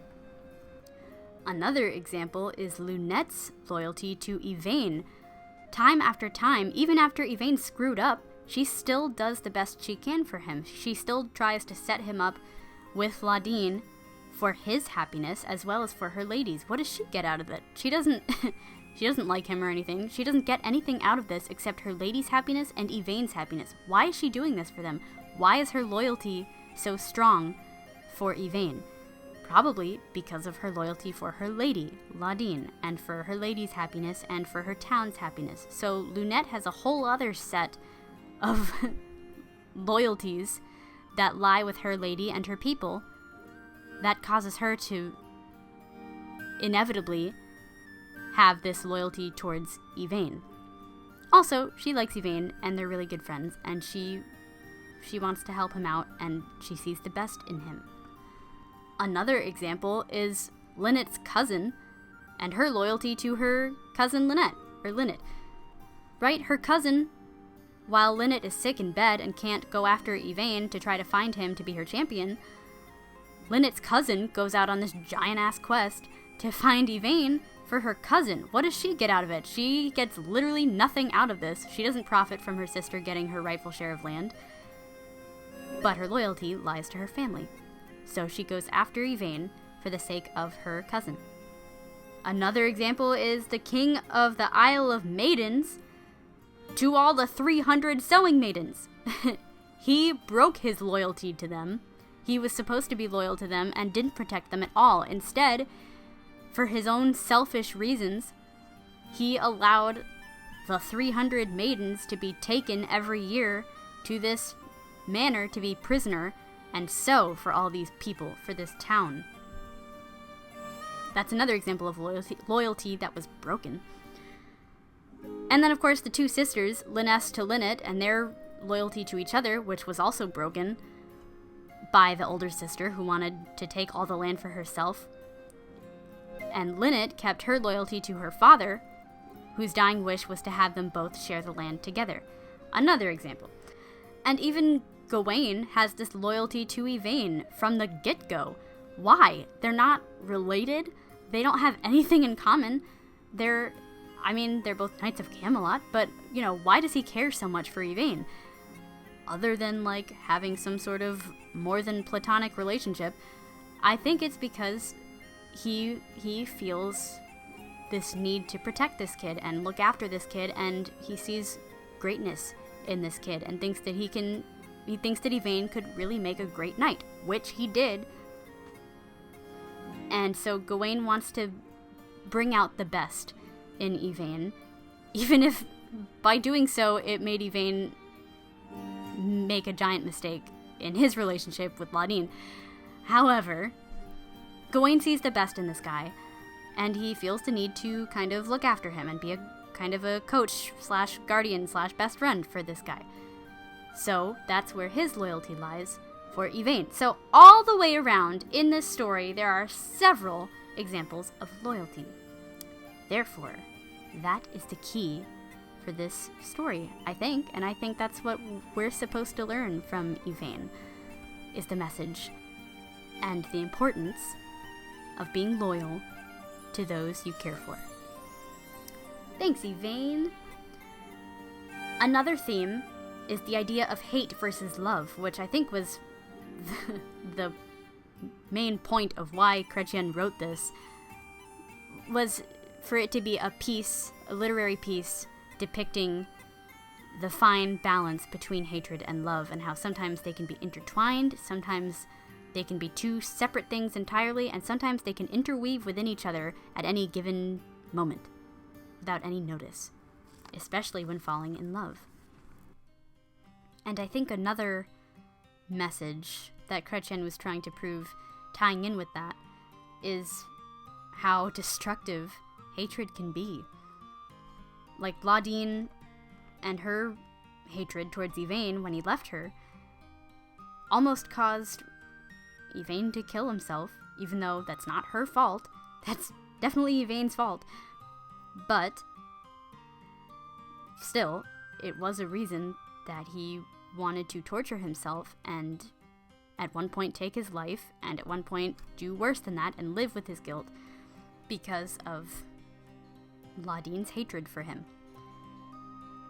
Laudine's hatred towards Lunette after Yvain left and went off into the forest, Laudine had a hatred for Lunette too, thinking that Lunette had done this on purpose to set her up with this guy because of what the seneschal had claimed, which was false. But Laudine had a hatred for Lunette that almost caused Lunette to burn at the stake. That's pretty destructive. Yvain's hatred towards Gawain, when they were fighting each other, and Gawain's towards Yvain, vice versa, almost killed both of them, the best knights in Britain. And Lynesse's hatred towards Lynette, her little sister, the two sisters, their hatred towards each other almost tore this lovely sisterly bond that they once had with each other. Or, maybe they didn't have a sisterly bond, but it almost tore their relationship for good. That would have been awful. And I think that's what Chrétien was trying to prove with this, because, going back to our theme of how hatred ties in with love, all of these people that I just named in these examples, who hated each other, are all the same people who loved each other. These two sisters, Lynesse and Lynette, probably loved each other at one point in their life. They are sisters after all. I'm sure deep down they have a love for each other. Yvain and Gawain, of course, love each other, have this wonderful relationship together. Yvain and Ladin, of course, the two lovebirds of our story. Even though Ladin hated him for some time, she hated him because she loved him so much and because he disappointed her. The two of them, of course, love each other, and that's how easily hatred can flip over into love, and how love can easily flip over into hatred, because the two of them share a very fine line. That's what Chrétien was trying to prove. Even Yvain to himself, that example that we gave of him torturing himself for what he did. Yvain loves himself, and came to learn to love himself, even given what he did. He learned that he made a mistake, and he learned to forgive himself. So, hatred and love can both can both blend sometimes, and we have to learn to distinguish them so that we don't make mistakes. And sometimes we do make mistakes, but that's human. And so is Yvain, and so is Ladin, and so is Lunette, and so are all of these other characters in this story. They're all human, and they all make mistakes, and they all learn from them. And they learn to keep a little thicker of a line between hatred and love. Another theme is how powerful the women are in this story. Powerful women and the needs of women, which was not something that was discussed in the medieval period, but Chrétien brings a light to it, like he did with the 300 sewing maidens. That was something that probably was never done back then. Keep in mind that Chrétien was writing for a court of women. Marie de Champagne had a court of women, mostly women, and so Chrétien was writing for these girls, and they probably wanted someone to look up to, and they wanted someone that they could relate to, that was inspiring for them. So what did Chrétien give them? He gave them these 300 maidens that were all suffering because of how poorly society treated them. Right? And that's something that clearly was going on in medieval France at the time, and he wanted to bring a light to it. Thank you, Chrétien. Also, he wanted to give them, these women that he wrote for, someone to look up to. So he gave them Lunette, who basically ran the whole show. He gave them Linette, who didn't stand by and let her bully of a sister take what was hers. She went out and fought for it. She went on a quest by herself, which was not done back then, and went to find Yvain to be her champion. Even her cousin went out to look for Yvain by herself.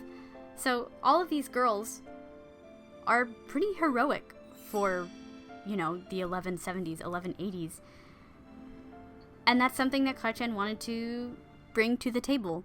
Even Ladin, he wanted to make relatable, I'm sure, to girls who knew they had to marry immediately because you couldn't run a household by yourself, and they all knew that, and they knew that, you have to marry right away when your husband dies. No matter how hard you may be grieving, you have to marry soon, and marry well, because your place in society is the only way that you're going to have any kind of life at all. Your place in society as a woman determined the kind of life you lived completely. And so everyone could probably relate to Ladin, and it was also France in the medieval period, so I'm sure they could also all relate to the lovey-dovey stuff about how terribly she beat herself up after her husband's death, and how much she went on this whole monologue about how much he loved Yvain, and same with Yvain and how much he loved her. Every woman wants to hear about how a man weeps for her the whole way back to his castle. These are all things that I'm sure they loved. So, the needs of women is another theme that I think Chrétien definitely wanted to incorporate into this story. So these are some pretty great themes, and now talking about them, we can kind of make sense of all of this craziness that happened in this story, right? Also, theory. To answer one last unanswered question that we probably all forgot about, where did Lunette get that invisible ring? That's very random and a very strange and particular object. It didn't say she got that from Morgan the Wise. That other lady got that ointment from Morgan the Wise, but where did Lunette get this ring from that turns people invisible? Theory. Lunette is a sorceress. What? I think this makes a lot of sense, and in very modern adaptations, many modern adaptations, Lunette is considered a sorceress. She's considered an enchantress, rather. She has a magic ring, for starters. Who has magic rings except enchantresses, right? Witches. Ladine always does as Lunette instructs. Yvain never had to instruct Ladine. Ladine instructed Yvain. Only because Lunette told her she could. Ladine always did what Lunette says. Maybe because Lunette had her under a spell. Why would she do that? I don't know. Maybe she didn't. She doesn't seem like that kind of person. However, maybe she has a way of convincing people to do as she says with her words because she has magic. And maybe that's why she liked Yvain so much and felt this strange, fondness for Yvain, because Yvain didn't listen to her all the time. Yvain didn't always do as she said. When Lunette would tell him to stay here, keep the ring on, and don't leave the guest chamber, Yvain would leave the guest chamber and go find Ladine, and maybe Lunette was kind of weirded out by that, because he should be doing what I say if I have these magic powers, and clearly he's not doing it, so maybe he's the only one immune to her magic, and maybe that's why she kind of felt this strange loyalty towards him, because maybe she respected him. I don't know. It's just a theory. Throwing it out there. Also, where did the lion come from again? Maybe Lunette sent Yvain the lion as a guardian, because it was known in old Celtic tales and several other cultures of tales, it was known that sorceresses and enchantresses would often send familiars, or animals, sidekick animals basically, to people out on quest, to knights out on quest, or people out on errands to run for the good of another, or for the good of themselves. If they were in need, an enchantress would send them a familiar, or an animal, sidekick, creature, magical creature of some sort. So maybe Lunette sent him this lion to look after him, to inspire him to be a better man, because now he has someone that he has to look after, and someone to be his guardian as well, at night when they're on the road, to watch out for bandits and such. So, maybe Lunette sent the lion. Where did she get the lion? I don't know. That's a whole other thing. But just another theory of why she might be a sorceress. Also, the whole idea of the fact that she was burning at the stake. Maybe it wasn't just because the seneschal thought she was treasonous for setting up her lady with Yvain. Maybe the whole town, also on the side, low-key thought she was a sorceress and wanted to burn her at the stake. I don't know. Just throwing it out there. So, just some cool theories and discussion of themes that kind of make this story make a little more sense. Yay! With that, I think that sort of wraps up everything I have to say about the story, which lasted 3 hours. Thank you so much for listening if you've made it this far. Oh, also, fun fact! The spring from this story is a real place, y'all. So, Chrétien wrote this in France, right? There's a fountain, I'm pronouncing this wrong, I apologize. There's a fountain called the Fountain of Berenton? I'm not sure. But there is a real fountain that's supposedly a magical spring in France where Chrétien wrote and is said to have written many of his stories. There is a forest there that has a magical spring called the Fountain of Berenton. And if you look up author M.T. Anderson, his name is M.T. Anderson, look him up on YouTube or something. He's got all kinds of really great theories and discussions about Arthurian legend, especially about Sir Yvain, since it is a French... Chrétien was a French author, and so clearly he was inspired by locations around him. So this magical spring actually has a weather stone that people have said if you pour water from this spring, from this fountain, on the Weatherstone, it has been said that it actually causes storms. Still, today. So, definitely a place I'm going to put on my vacation list so I can go to France and check out this cool magical spring and try it for myself. Maybe you should too. Adventure ideas. Anyway, thank you so much for listening. If you made it this far, I applaud you. Also, feel free to share your thoughts on the Yvain story. I'd love to know what you guys think of it, if you have any feedback on the episode itself or on the story, or if you guys have any cool ideas or theories about these crazy characters. Feel free to send me a message on Facebook or leave a comment on the Podomatic page or on Instagram. I'd love to chat. That's what we're here for, right? To discuss these amazing stories. So please feel free to shoot me a message. Anyway, thank you again for joining me. Also, little end of episode housekeeping. Once again, I have made more Arthurian Legend Vine YouTube videos. So if you enjoy Vines, something stupid and funny and lighthearted and still Arthurian related, if you want something like that to watch, go ahead and check out my YouTube channel. It's under LJ Bertini, that's my name. Check it out. I've got some fun, lighthearted Arthurian Legend as Vines videos for you to check out. There's 3 of them. So, have a blast. Thank you again for joining me. Join me next time as we continue our discussions of Chrétien and his Arthurian romances. Don't forget to give me a follow if you would be so kind, please, on Instagram, of swordsandmagic.podcast. And with that, lords and ladies, I thank you again for joining me on Of Swords and Magic. Stay loyal and fare thee well.